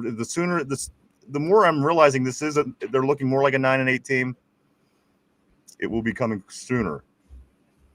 Jamal said it was against Brady, bro. Should have known we were going to do this. We were going to win this. That's what I'm saying. We just go into New England, then though we haven't won up there since 2008. And I specifically remember that game. It was a Halloween time game. And I didn't even look this up. I don't even know if you look it up, if I'm going to be correct. But I think that win in 2008, it was a Halloween time win. It was around the end of October. And I remember driving in my car, listening to the radio, getting excited about that game. And I was bummed about the game because we were playing New England up there. I was like, well, there's no way to win. And then this one song, you guys remember the song by Muse? We will be, you know the song I'm talking about, Mike? We will not be. Oh. Yeah. I know what you're talking about. I can't get it off the top of my head. We will be victorious. Yes. Well, anyway, I heard that in the car that day, and something clicked in me. I said, you know what? We're going to beat that team. They're not going to push us around. We're going to be victorious. They went up to New England at the end of October, and they won that football game that year. We weren't supposed to win. I could remember it. Like I said, I remember what led up to it. But, guys, the first time in Foxborough since 2008. Last time we won a Super Bowl, so do what you want with that. Also, Vegas's next home game is versus the Browns on October 12th. Vegas says 3-4 base should be Cam, Black, and Harmon. I agree. That should definitely be the absolutely. Jamal says Derek Harmon is a dog, dude, and that's what we were saying. TJ, he went like 7 games before yesterday when he got his sacks. It was Harmon's second possession of the game. Derek Harmon gets his first sack, so you got to love it. I agree. I love Harmon, and I think he's going to be such a big part of the improvement of this team. Mark Malone he said I had us starting at 6-0. Hey, we can still go 5-1. I mean, it's realistic. I mean, these teams aren't great. We're playing a bad Cincinnati team. Cleveland ain't good, but again, they find a way to beat Green Bay. They got a nice defense, but Cleveland should certainly be a winnable team for the Steelers. And it all depends on what we get in Ireland against Minnesota this week. We'll see how we can look at it from that point. Fearless Steel says overall grades for Steelers versus Patsies. D for defense. Week 3 game ball peppers. We will be getting into our grades not too long here, Mike. So you got to think on that. Mark Malone, John says you had them at 20-0. Yeah, that's right. And he also had Mason Rudolph with 4,000 yards, right? Wasn't that at one point? It was in 35 and 40, I think is what the numbers were. Might get somewhere in that range. He is on pace for 40. Believe it or not, again, at this point, Aaron Rodgers and Caleb Williams lead the NFL both with 7 touchdowns through the air. Tortilla says, remember when the offense said this was the best defense they've ever seen? Well, that might have been the best defense that this offense has ever seen, for what it's worth, right? He says, yeah, right. Yeah, right. The offense is just that bad, is what he's saying. Jamal says, man, Patrick Queen does a lot for our defense. I don't understand the hate, but I did realize sending him on more blitzes did help our defense. I think to deal with him, because listen, I'm a Patrick Queen guy, and I think that he it's not for lack of effort. I said earlier in the show, he just kind of seems to be out of position, and I don't know if that's always his fault. A lot of times it seems to be he's playing catch up, but that's our middle linebackers. Period. I mean, they're covering. If you don't have a safety coming down doing any coverage, the linebackers start covering tight ends and running backs. And for some reason, those two guys in the middle always see them to be a step behind. I don't know what's going on, but Peyton Wilson and Patrick Queen, they just seem to always be a stay. And a lot of times you see Peyton Wilson, what's he doing? He's chasing a guy down the sideline. Yes, he makes a tackle to save the day. But again, why are we chasing the guy 30 yards down the field? Those two just always seem to be just one step behind. I don't know what the deal is, but it's, again, not because of the lack of effort. I think both of those guys played their asses off. Mark Malone says, I was thinking 14-3. 14-3 was Mark Malone's prediction. John says, Las Vegas gives the Steelers a 1.4% chance to win the Super Bowl, half of what it was at the beginning of the season. Vegas says, do we actually get a return out to the 35 this week? I don't recall off the top of my head. We may. I'm not sure. Jamal says, hey, you guys, come check out the new Steelers channel game Blitz with Izzy 6, Steelers at 9 p.m. Monday through Friday. Come voice your opinions. I'll have to check it out, man. Right here. Is it on YouTube, or do we have to go elsewhere? Let me know, man. I'll check it out. And I do want to say, guys, thanks for going and supporting the guys. Yesterday, of course, Finch did the review show after the NFL late afternoon games, and then Derpy and his people did their nerd show at 9:30. I do want to say thank you for going and supporting the guys. It's greatly appreciated. It really is.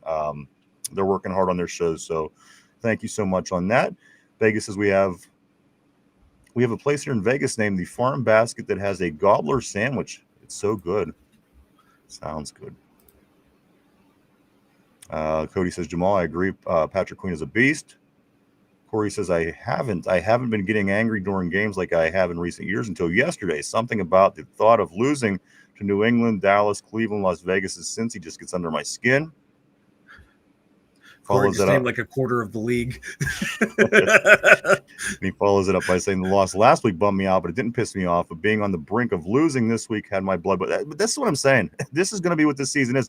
And I bet you, Mike, any money, we're going to get our asses kicked when we do play a team that's a contender. Yeah. This has the feel of losing a game 40-13 to Buffalo. This season does.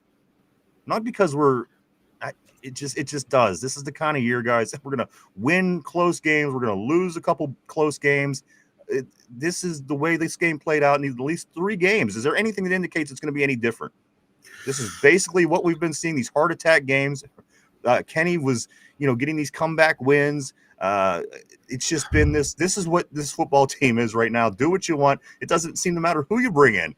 You could bring in all-pro corners and all-pro this and all-pro wide receiver, and you're still getting the same basic results that you have been getting for the past so many years. So, right.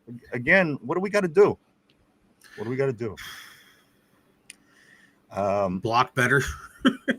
And we're the blocking is better. Again, no sacks yesterday. That's a step in the right direction. But again, I want to see consistency. I don't want to go out and get sacked 6 times this week against Minnesota. They have to consistently keep it up. Broderick Jones, come on. We could be bitching up and down about him. I'm not. You don't have to bitch about him this week. No. He played all right. He played a good game. He's getting better. Yeah, I think he only gave up 1 pressure throughout the game. Vegas said if they were playing 1 finger tag, he would have had another sack. Kenneth said the Ravens knew the truth about Queen. That's what I'm thinking. Why were we so excited and they were okay with letting him go when we got him? It's like we really felt like we were getting something. But again, it's not for lack of effort. I think the guy definitely plays his ass off. But again, somehow the middle linebackers always seem to be a step behind. They just do.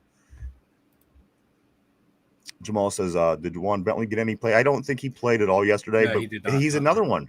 You add his name, Mike, moving forward. He's another player I think it's going to make it make some noise on this defense. Again, Harmon coming in, making some noise. You get Bentley out there. You get some of these guys healthy. You get JPJ back. Things in theory should start improving for you. Cody says the Seahawks look like a good team, but hey, what do I know? The Browns beat the Packers. I thought they were good. You know what, Cody? A lot of people has Green Bay going to the Super Bowl, so you're not the only one, man. Kenneth says Wilson looks clueless and can't. I know. What happened to him? Cody says that Browns defense might be a problem, but we have to have the pass rush to stop Flacco. That's the only thing that worries me about Browns games. Think of the game last year in the snow globe game. Yeah. They have a good enough defense to stop you, and then if you get into ugly games, they could win because they don't have a great offense. But wasn't that the Steelers' way when we didn't have a great offense? Beat you with our defense and do enough with the offense to just win football games is kind of what they did in the snow globe game against us last year. So that's why Cleveland scares me in a way. Yeah, because they have some good players on offense. Their young running back, Judkins at Ohio State. I like Jerry Jeudy. He's another good one.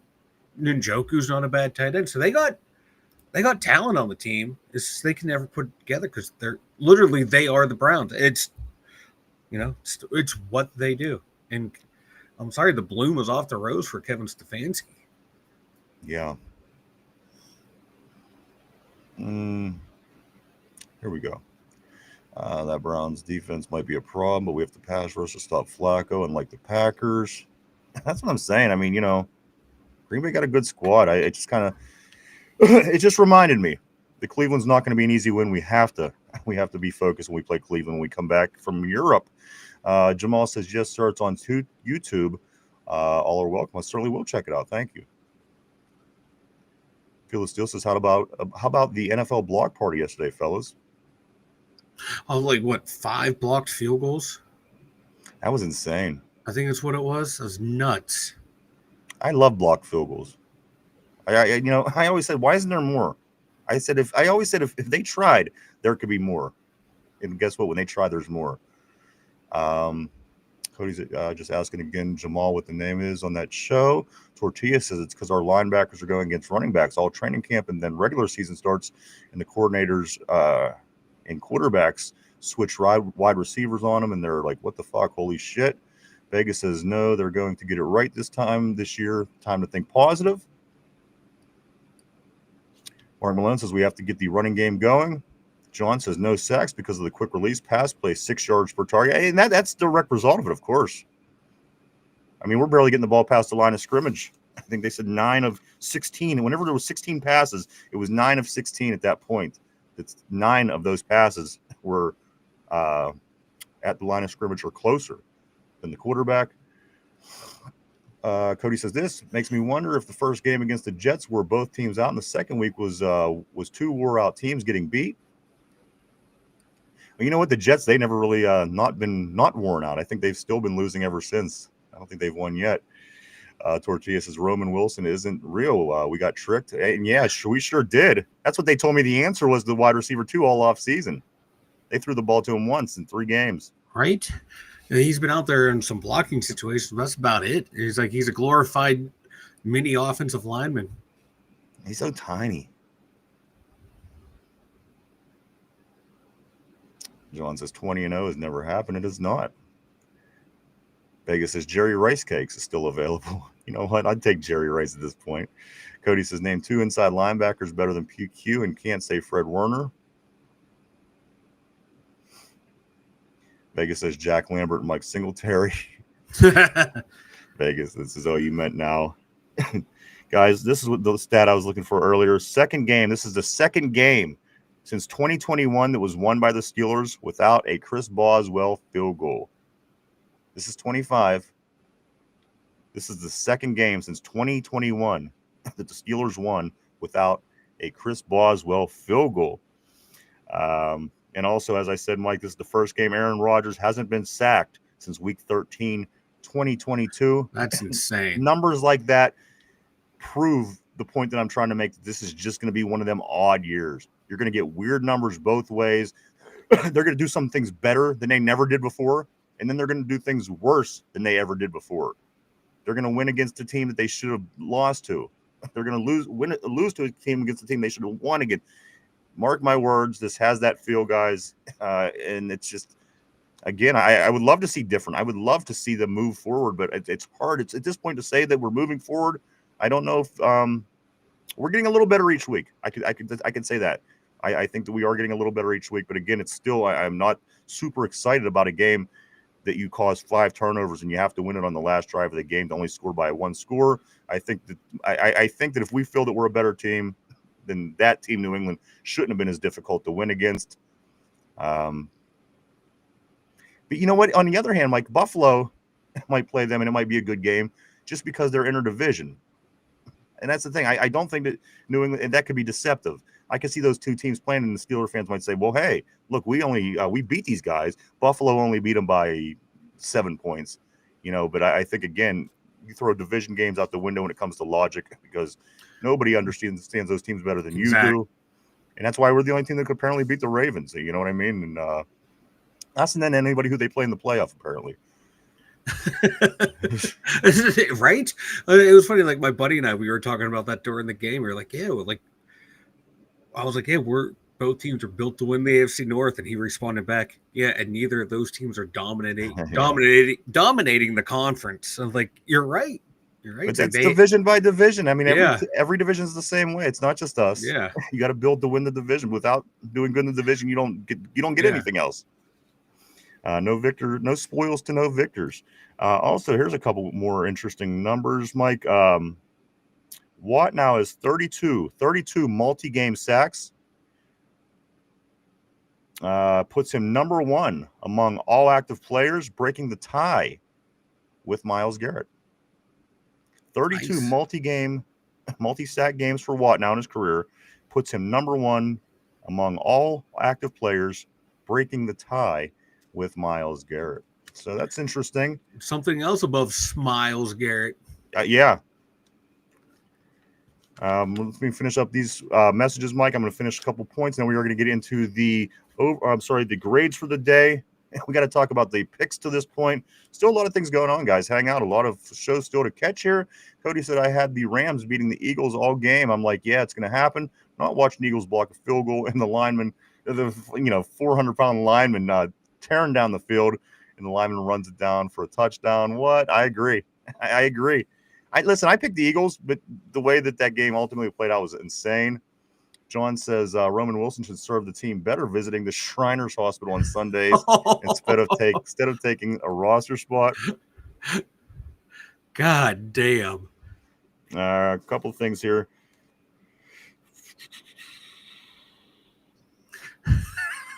Shriners spot. It's been a while since we had the Shriners call out. That's true. All right, just one more thing, and then we'll get into that.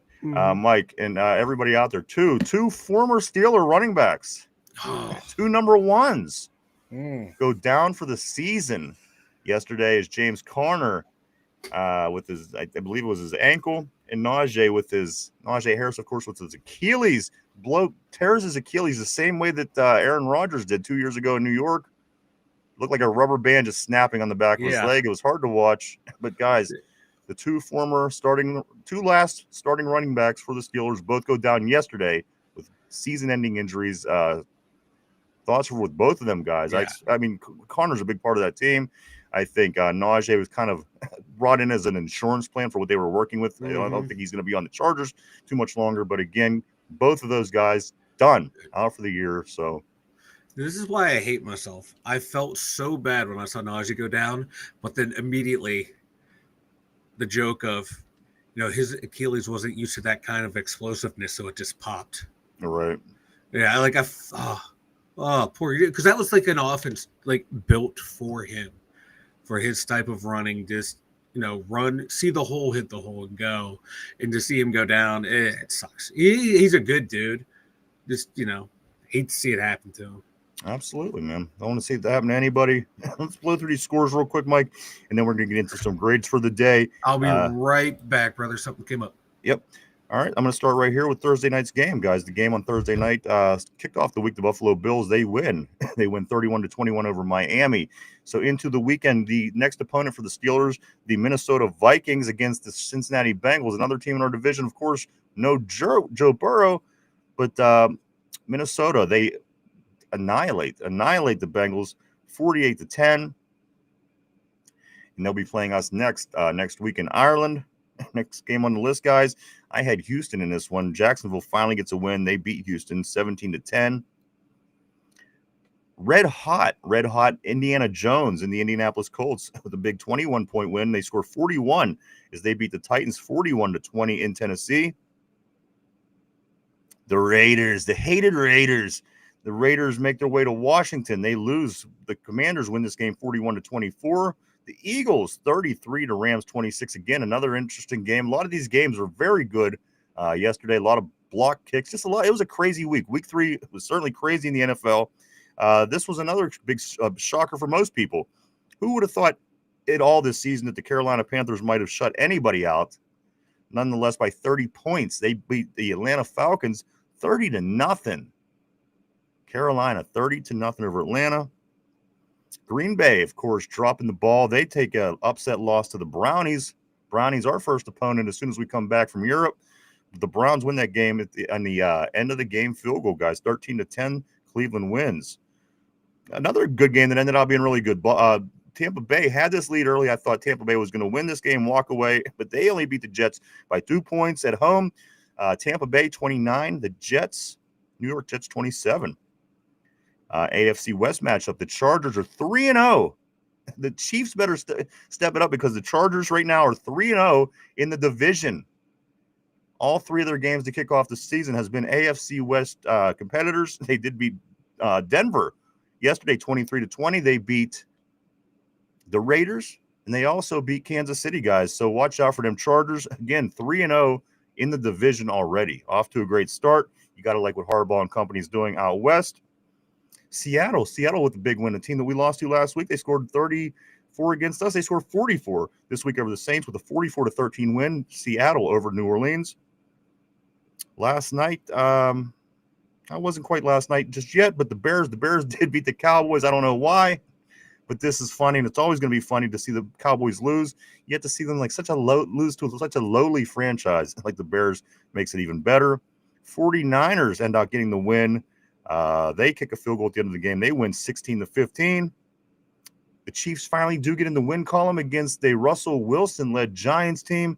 The Chiefs win 22-9 at MetLife Stadium in New Jersey. And then again tonight, Monday Night Football caps off Week 3 with a Lions at Ravens matchup. Of course, this is going to play a role in our division as we do sit in first place right now, tied with the Bengals. And again, right now, we are the number 5 seed if the playoffs started today. It's not. I'm just saying, if that was the case, we would be in as a 5.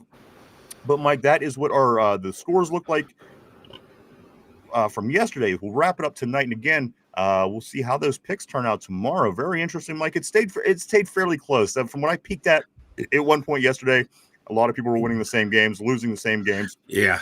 So I don't think that we're going to create a whole bunch of separation this week. Now, picking against the Steelers was not a good move. One thing that I do know is this.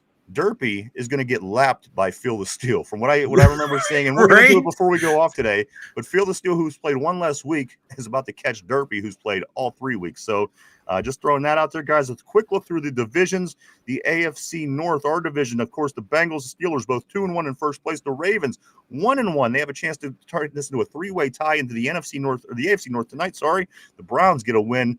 They are 1-2. So just right behind the pack, guys. Still early.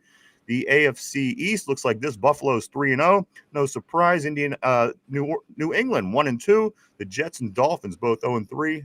We are 2-0 on the road against AFC East teams. And as I was telling them, like the Chargers 3-0 against all 3 AFC West teams. Yeah, that start is a season. Huge. That's the best way to start a year off. Yeah, got to give it to them.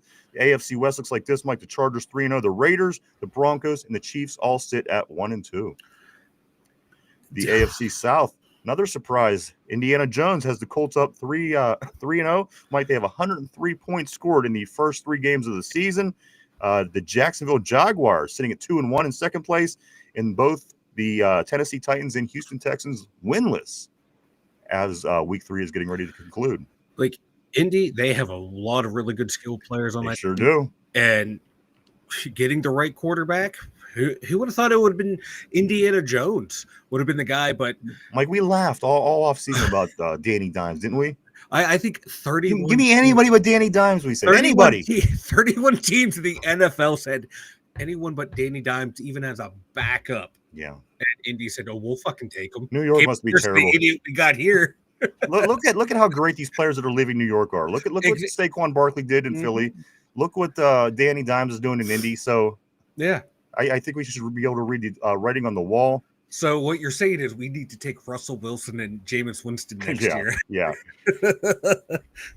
This is what the NFC North looks like, Mike. The Packers and the Vikings tied at top with the 2-1 record. The Lions 1-1. Of course, they play their third game tonight against the Ravens.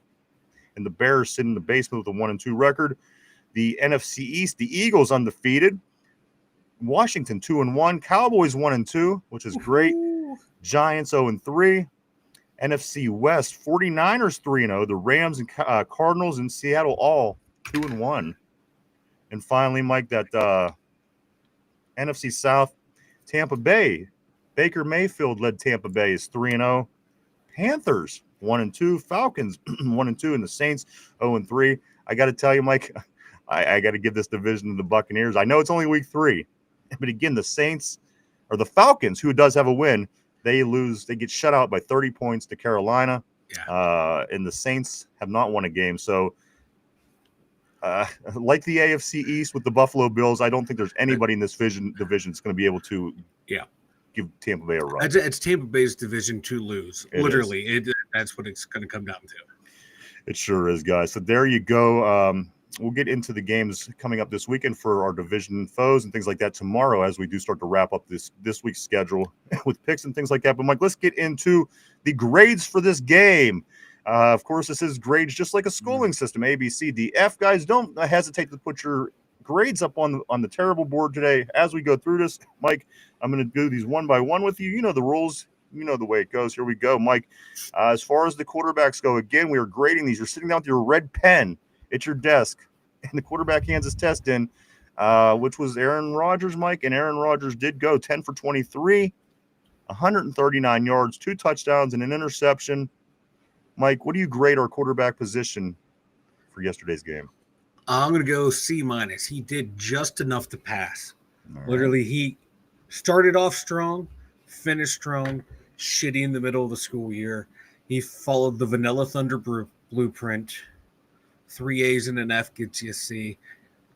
Give me a C- for Aaron Rodgers. The 2 touchdown throws, beautiful. The interceptions, the miscommunications, you got to clean that up. But when you can see when he saw his time to throw, he can sling it downfield.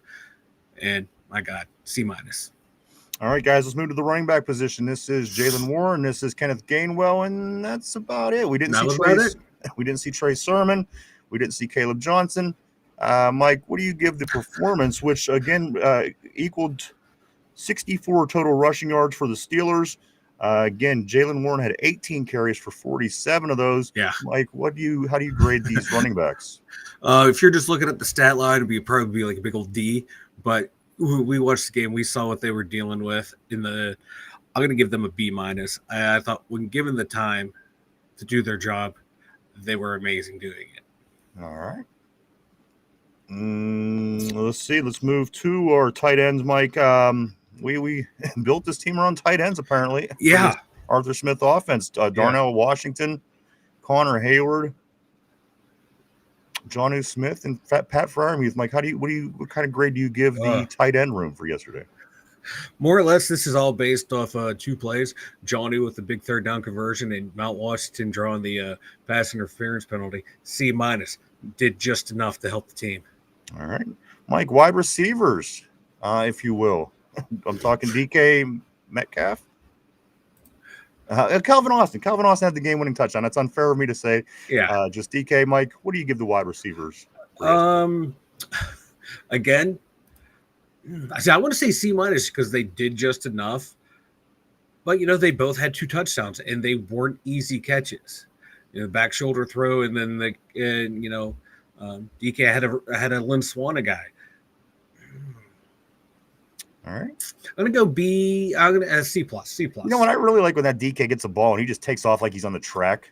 Yeah. Boy, he's so damn fast and big and strong. Like when they hit him on the screens, they're beautiful. And he was catching the ball this week too, and that was nice to see. But I'm going to go C-. Jamal also giving the receivers C-. Mike, we're going to move to the offensive line as we wrap up our offensive grades. Mike, again, your quarterback did not get sacked. Again, just 2. I'm sorry, what was it? Offensive line, Mike. Nobody gave. Okay, here it is. Steelers offensive line allowed no more than 1 pressure. Frazier. Okay, everybody in the offensive line didn't allow more than 1 pressure, and Frazier and Ciamalo allowed 0 pressures. Mike, how do you grade the offensive line for what you've seen yesterday? Again, they did just enough. The first 2 drives in that last drive, they were opening up run lanes when we needed good protection, but the middle of the game, C-. C-, doing just enough to they got better. They played probably like their best game they've played all year, but it still got to be better. So just a C-. All right, guys, let's move to the defensive side of the ball. Again, Mike, I think there might have been some improvement. Jamal got a B- on the O-line. Mike, on the defensive line, again, getting Derek Harmon back, I think, is big. Again, another week under the belt of Y.A. Black. And again, I think a little 2024 Cam shining through, certainly after a slow start and his hold in and everything that was going on there. Mike, the defensive line and, the backups as well. What do you grade these guys? Yeah, they gave up yardage, but I liked the way they played, and I like, Cam Hayward, what can you say? Derek Harmon, what can you say? We've already said it. I'm going to give these guys a B, even though, yes, 19 yards on the ground, but it didn't feel like it, and they stepped up and made plays when needed. And I thought they were consistent throughout the whole game because they had to be. They were out there for 74, 79 plays, 30 more plays than the offense. So, yes, that's going to – attrition and fatigue can be accounted for some of that shit, so I'm going to give them a B. And be very liberal. As the graphics were telling us, they're the 3rd or 4th oldest team in the league. So, you do have to allocate your time correctly for best results. Jamal says no sacks given up, moves the offensive line to a B. Tortilla says everyone gets a C for Canada. Let's move to the linebacker room, Mike. And then show here we clump them together. We put inside and outside linebackers together. So for your middle guys, your outside guys, Herbig, Watt, Patrick Queen, Cole Holcomb, Peyton Wilson. You know who I'm talking about. The guys, Mike. What do you give the linebacker room as an overall grade? I'm going to B+. They made splash plays. Yes, they got beat. That's no one plays. But they was punching and stripping and everything else, weren't they? That was some of the more aggressive defense that I've seen in that sense in some time, Mike. And I got to be honest, if it wasn't for that, we'd probably lose this game. Yeah, exactly. And no one ever plays a perfect game in the NFL. It's never happened, never will happen. Shit happens. But B+, they made the plays when we need them. Sacks, hurries, strips. Yeah. All right. Finally, going to head back to the secondary. And again, like the linebackers, we do clump our safeties and our corners on the show. Like your Slay, Ramsey, Eccles, Pierre, Peppers. A lot of hitting with this guy. I got to be honest with you, Mike. I'm going to like his Peppers if it's the way he keeps hitting. Secondary, Mike, what do you grade their secondary? B-. They gave up a lot of yards. But they do give up a lot of yards. But again, when we needed a play, they made a play. Darius Slay on the big was a 3rd down stop when we had them pinned in the shadow of their own goalpost. Looked like they're going to hit the tight end for a big first down. He came over the top, made a great play. So there were good plays in there, bad plays in there, but I'm going to give them B-. Just they were on the field a ton, but they stepped up when needed. Moving into the last category, the last column of categories, if you will, like the special teams. Of course, not in the show as far as field goals. The returns have been, the coverage teams have looked better. Certainly not letting up huge returns as we were earlier on. Mike, again, not a lot to go off of special teams, but again, I think not making big mistakes goes a long way as being something that's being productive as far as special teams, because it's always so bang fast. And Mike, special teams, what do you give these guys as a whole for their grade yesterday? I'm gonna go with an A. 3 punts inside the 20. Longest punt return was an 11-yarder. Longest kick return was 26 yards. which is average on kickoffs. Yeah, and not getting out Yeah. past the 30 when we've been seeing teams start at 35, 40, 45. They're going to get an A from me. All right, Mike, coaching, top to bottom. I'm talking about head coach, offensive coordinator, defensive coordinator, special teams, even the everybody. What do you give the coaching? I'm gonna go C+. All C+ right. across the board. And finally, overall, what do you give the Pittsburgh Steelers as their overall grade for yesterday, Mike? As you were putting that big letter on the paper, the hand that's going to be seen by all the kids' parents and everything else. Mike, overall, what do you grade this Pittsburgh Steelers team in their game yesterday against the Patriots? Was a sea of C's out there, but I'm going to give them a B because they found a way to get it done in crunch time when needed, and that's all I care about. Real quick, who's your game ball? Cam Hayward. Oh wow! All right. Cam Hayward. Yeah. He set the tone. He wanted to be one of the highest paid players. He got a raise, and he performed the way he should have. So yeah, I didn't think he had it in him this year.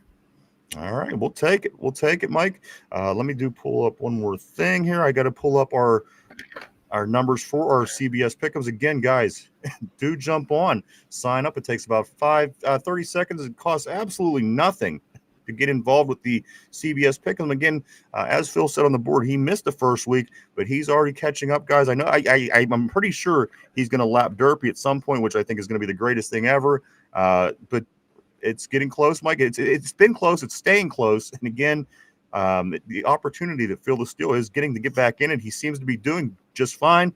We do have some new leaders. We do have some people in the back. And I do think, just off the top of my head, I think that Richard is back up top of the list this week as he did well. He is like extreme one way or the other. Richard only gets first place or last place. Right. I've never seen Richard in any place other than those two. So as soon as it does pull up here for me here in about 5 seconds, Mike, we will get into the picks. Again, feel free, jump in, sign up. Mike will put the link up here in the terrible board, and you could also go just right outside on our YouTube page, hit the link there and sign up. It takes 30 seconds. It costs nothing. Get your picks in every week. See how we do.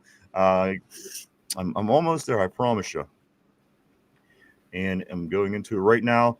Again, guys, this is how the week's picks played out. We will not go over the picks entirely until tomorrow because we do still have Monday Night Football. But as of yesterday, this is what the flow of the motion. Richard back up top, getting 12 out of 15 games correct. Field of Steel also with 12 of the games correct. The following players got 11 games correct. R. Barley, Vegas, Finch, and myself. Mike got 10 games correct.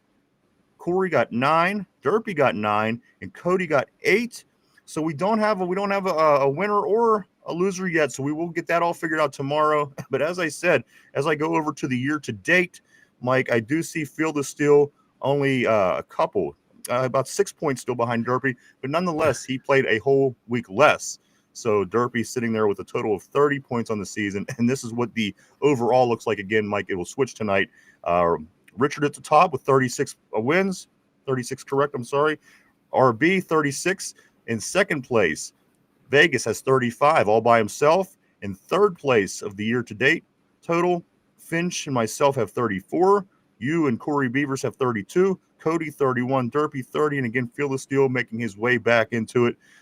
The Ravens, they'll be hosting Detroit tonight. And again, Mike will be able to pull out our picks from the show and the CBS Pick'ems. We'll go over that all tomorrow. And again, Mike, right on the terrible board, Mike did put the link up there. Go ahead and click that if you're interested and make your picks every week. Again, it's a lot of fun. See how you do. We'll figure out who the winners, who the losers, who the biggest losers are tomorrow as we do, Mike, as we do wrap up week 3. Again, closing in on the quarter mark of the season. I'd always used to say that. That's why I say it, because it was always 16 games. It's always been a quarter of the way. Now you got this game at the end of the year. So basically it's a quarter of the year, and then at the end you just throw a whole other one on. But you get the point. Guys, still, as fast as this is going, again, we're moving into week 4, a quarter of the way through the season already. I can't wait. Why don't you go and tell everybody about the website, Mike? The2dumbyinjers.com. We got over there. We got the merch store. We got all of our social media links. And the best part of it all, Vanilla Thunder's Dumb Thoughts from Steelers' victory over the Patriots. Check it out at the2dumyinzers.com. Check it out. Check it out. No, yeah, to answer your question, Jamal, I don't like the Cowboys. Yeah. Listen, it was ingrained in me. It was going on before I was even born. I got to be honest, because of the 2 Super Bowl wins against them and the America's team thing and all this in the 70s. So it's kind of been ingrained. But yeah, not big Cowboys fans. And then they beat us. They were our first Super Bowl loss in 95, 96. So not big fans. And then they run around, oh, we're America's team. You only got that because the Rooney said, no. Exactly. We didn't want it. We don't want to be self-promotion like that. We're Pittsburgh's team. All right, guys, time for Mike. Go check it out, everybody. www.the2dumyinzers.com. That's www.the2dumyinzers.com. Mike, put on your thinking caps, everybody on the board, everybody at home. Here we go. Now, Mike, every time we get into a new team, and this week it's going to be about the Vikings. Yeah. It's always whatever team we're playing against that week. How well do you know your enemy? How well do you know your opponent? Mike, this is no different. And every week I always say, usually one day I say, who's the leading quarterback for the team, or who's the best running back ever for the franchise? Mike, today I'm going to make it a little tougher for you. Here you go. This one is, Mike, can you name 2 of the 3 of these players? Minnesota's best ever quarterback, Minnesota's best ever running back, and Minnesota's best ever wide receiver. By statistic, can you name 2 out of 3? Take a minute to think it over. We're live 5 days a week right here, Monday through Friday, 11 a.m. to 12 p.m. Eastern Standard Time, right here on the tube. On the tube. Let me hide the chat so I don't see answers. Okay. So the question is this. Hold on. Question of the day is this. I need to know 2 of the 3 from the Vikings' best ever quarterback by number, running back by number, and wide receiver by number. 2 out of 3, Mike, can you name them? So by number, by yards, correct? Yeah. Okay. Chris Carter. Okay. Robert Smith. Okay. I have a toss-up between Culpepper and Fran Tarkenton. I'm going to go Tarkenton. All right. Now, is that your final answer? Final answer. Let's me get Tarkenton being on the wrong fucking team. That's what I'm going with. All right. So Tarkenton, Robert Smith out of Ohio, and Chris Carter out of Ohio State. I'm sorry, Robert Smith. So that's your final answer. Let me lock you in. Oh, shit. Can I change that? Real quick? I just locked you in. So you are. Motherfucker. But that's why you're not supposed to look at the board. This is a trivia, Mike. I didn't even look at the board. I forgot about him. Motherfucker. So on the board, I am seeing this. I'm going to get beat by a switch after this. Phyllis Still says quarterback Warren Moon, wide receiver Chris Carter. I assume there was an Anthony Carter as well, just prior to Chris. And then running back Adrian Peterson. Jamal says Randy Moss. And Cody says, man, that guy Cody sucks at picking. You get out of here. Listen, we're all in ballpark here, man. It's going to be a lot of fun this season, guys. So Mike did say Fran Tarkenton. Mike did say Robert Smith, and he did say Chris Carter. Let's see what we got, Mike. The final answer, the correct answer for the trivia of the day, the top player at those 3 skill positions on offense in Vikings history. Name 2 of 3. Number 1, Fran Tarkenton, wide receiver. Quarterback. I'm sorry. Number 2, Mike says Robert Smith. It was in fact Adrian Peterson. Oh, I forgot. I can't. I don't even know how you could forget that. Adrian Peter, because normally it's an off the board answer in Robert Smith, but then I forgot about. And finally, the top wide receiver in Vikings history. Randy Moss is a good. That's as good as guess as any, but it in fact was Chris Carter. All I do is score touchdowns. You remember that? This guy was damn good. He was there for a million years, guys. Fran Tarkenton, Adrian Peterson, Chris Carter is the correct answer, Mike, which means you did get 2 out of 3, which means you did hit the you were correct. I should have hit the trifecta. How the fuck do I forget about Adrian Peterson? Yeah. I remember watching the game where he set the single game rushing record. I remember watching the game when Chris Carter broke this touchdown, his 100 touchdowns, whatever the hell it was. They've had great players over the years. Yeah. So you just never get them all on the same team at the same time. Gary fucking Anderson. 15-1, Gary Anderson, 1998. That was their last opportunity. They dropped the ball on that. guys. And they had a great season last year, too, though, Mike, also winning Yeah. 14 games last year and then losing after one game in the playoffs. So Minnesota, they do a lot of dropping of the ball going on there. Also, let's see. The one that I would have probably – it would have been the wide receiver. I would have said Fran Tarkenton. I would have also said Adrian Peterson. I wouldn't have known between Randy Moss or Chris Carter. I just the longevity of Chris Carter up there, and that ultimately is the difference. But off the top of my head, if I didn't know the question was coming at me, I might have said Randy. So let's see what else, Mike. We have a couple more things as we're getting ready to wrap up the show today. I do want to say this. Be sure, and I do want. Oh, Mike, let me pull something up before I even do this because it's going to kind of run together. Why don't you go ahead and talk about the Monday night game for a minute while I get caught up? Monday night we got who do we got? We got Baltimore hosting Detroit. Detroit. I think I picked Baltimore or Detroit to win this game. So let's hope Detroit does win because we need this game. Two high-powered offenses, two defenses that have been playing like diddly poo. Let's hope Lamar Jackson chokes. I want Baltimore scraping their way out of the AFC North cellar. I don't want them to get too high. I want them to have them feel pressure week in and week out because we see what happens when that team faces pressure. They tend to collapse and struggle when they have all kinds of pressure on them. So let's go Baltimore. Let's see. I want to see. Oh God, who the hell is the Aiden Hutchinson? I want to see Aiden Hutchinson all over Lamar Jackson tonight, just sacking him all over the place. All right, that's what I want to see. I want to see him scared, running for his life. Big game. Big game has a lot to do with us. Implications for the Steelers, guys. But I do want to say this. We do want to thank again the people of Duquesne Pilsner for including us in their advertisement through the weekend. This was the latest advertisement was for their online store. Our online store is now open. The new Duquesne Pilsner gear being loaded every day. Go check them out. Duquesne Pilsner, everybody. And this, I'm going to tell you right now, is our favorite game time beer right here for the Two Dumb Yinzers show. Every week it goes by that there's not a week that we don't get our Duquesne Pilsner beer. Again, everybody, it's the finest beer in town. And as they do say, grab a Duke, everybody. Duquesne Pilsner. Go out, get you some. If you haven't tried it yet, try some. I totally, highly recommend it. As you can see my pyramid back here, guys. Duquesne Pilsner. Check it out. Yeah, thank you guys. Appreciate it. Absolutely. Thank you. Check them out. Go out, buy. And I think you're going to go out and buy more after. So, guys, again, and check out their online store. As that was what the advertisement was. You go click on their link and into their online store. Again, Duquesne Pilsner, everybody. Go check it out. Get yourself some. I think you'll enjoy. I'm going to be honest with you. Every game, Mike, has there been a game that we watched? Certainly not this year where we didn't have our Duquesne. No. So no, I've had some every single game. And you have some during the show, and you have some during the evening. And as a matter of fact, I've never seen you walking around without a Duquesne Pilsner can in your hand.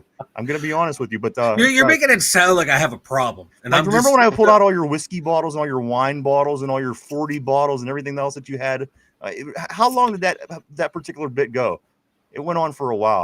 I don't know what you're talking about, brother. I was pulling whiskey bottles out of it seemed like forever. Rum. Get it right. It was rum. But yes, if you haven't tried, if you have, go get yourself some more. I love Duquesne Pilsner.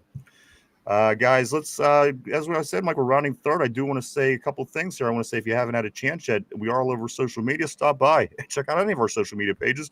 Facebook, X, formerly known as Twitter, Instagram, Threads, and even TikTok. Stop by, hit the follow button, see what keep up with what the Two Dumb Yinzers are doing on a day-to-day basis. I do also want to say, again, thank you for your support for the guys for the weekend. Finch on Friday night, and then Finch yesterday for the review show and Derpy's Nerd Show. Guys, we do appreciate you going over and showing them love as well. They love it, and they certainly feel that, and they know it, and it helps their cause as well, guys. So thank you for supporting them. Good guys, man. I got to be honest with you. Both of the shows were really good yesterday, Mike. I got into both of the later shows as Finch's review show and Derpy's show later. A lot of good stuff.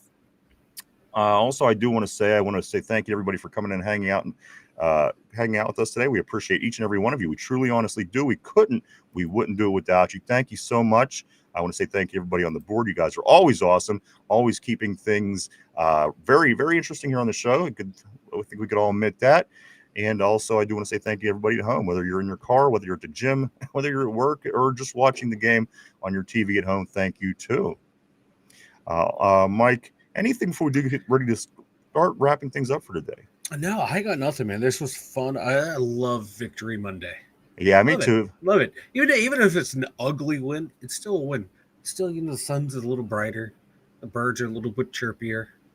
Do what you want, but this team is 2-1. Do what you want, but this team is in a playoff spot right now. Do what you want, but this team has the league-leading touchdown thrower. Again, these are kind of odd. It doesn't seem like it even makes much sense at this point. But again, we're moving into the quarter mark of the season, and things could certainly be a lot worse, guys. So let's just keep chugging along. And who knows? Who knows what could happen down the road? Right now, you're kind of getting a vibe, and that was the plan all along. Like, let's sit back, and I used the word litmus a lot early on to see and get a feel what this team was. And again, I'm still not sure that I even understand entirely what this team is at this point, Mike. We're still trying to get a feel. But the more and more I watch the NFL, let's say you get in the playoffs and one of these big teams get knocked off. They get a upset or something, and you don't have to play that team. So that's why they play the game, guys. We're going to continue. We're going to continue to keep trying to fight and get better. And again, we're going to Ireland. A big home game for the Pittsburgh Steelers, of course, as they're very popular in Ireland. And that game is going to be against the Minnesota Vikings. Both teams 2-1 coming into the game. The Steelers 1.5-point dogs going into that game. So 9:30 on Sunday Eastern Standard Time. I get our friends out on the West Coast. They're going to be getting up real early. That's like a 6:30 start. Dude, when my dad found out it was 9:30, he was like, "What the fuck?" Or poor P. I don't even want to start to try to. I don't know what time day would be. P is going to have to watch that game. Is he going to have to watch it on a Monday? I don't know how the time zones work. Of course, P in Japan, I think is and it's like on the entire different side. Like when you do the timeline, it's like not in the same. Like, is he going to watch it in the past, into the future? We got like a Doc Brown, Marty McFly situation going on here. If that's the case, let me know the score. I want to bet on this one, right? Exactly. But guys, so there you go. Sunday is coming. We got a 2-1 record. I mean, it could be better. We could be 3-0, but it could be worse as well. I'm not upset, guys. It is Victory Monday, and you know what? We got to celebrate it here all together, and we are going to continue to prepare for Minnesota. I know that the guys will be practicing tomorrow and Wednesday. I do know that our Wednesday and Thursday or something like a couple days in the middle of the week, and then at the end of the week they get ready to travel. They'll be heading over again to Europe to play at Croke Stadium. No, one of the two. I can't remember which. P is saying it's 3 a.m. in Japan right now. So, so it still might be like the middle of the night, like 11 in the night, maybe. I don't know.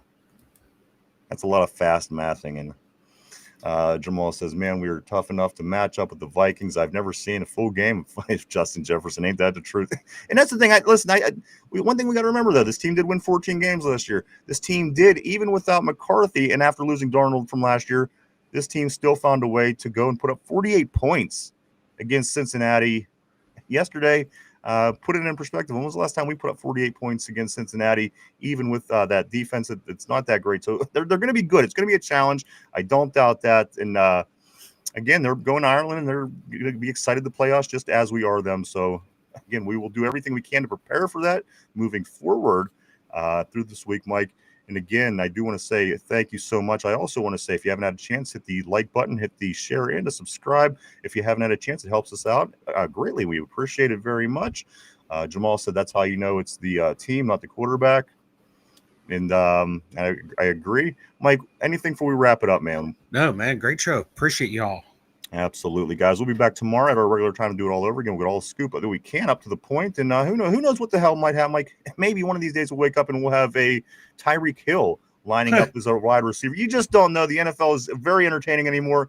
I'm all for it, guys. Again, drink yourself some Duquesne Pilsner throughout the week to get you to the weekend so you can drink some more Duquesne Pilsner, guys.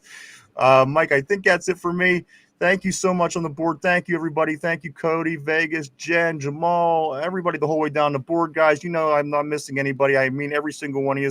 Thank you so much. We hope to see everybody back tomorrow at our regular time right here. Guys, for Mike in the Steeler Central Mobile Studio, myself, the two dumb Yinzers, have a great Victory Monday. Enjoy it, guys. We're going to get ready for Minnesota next. Have a good one. We'll see you tomorrow. Bye-bye.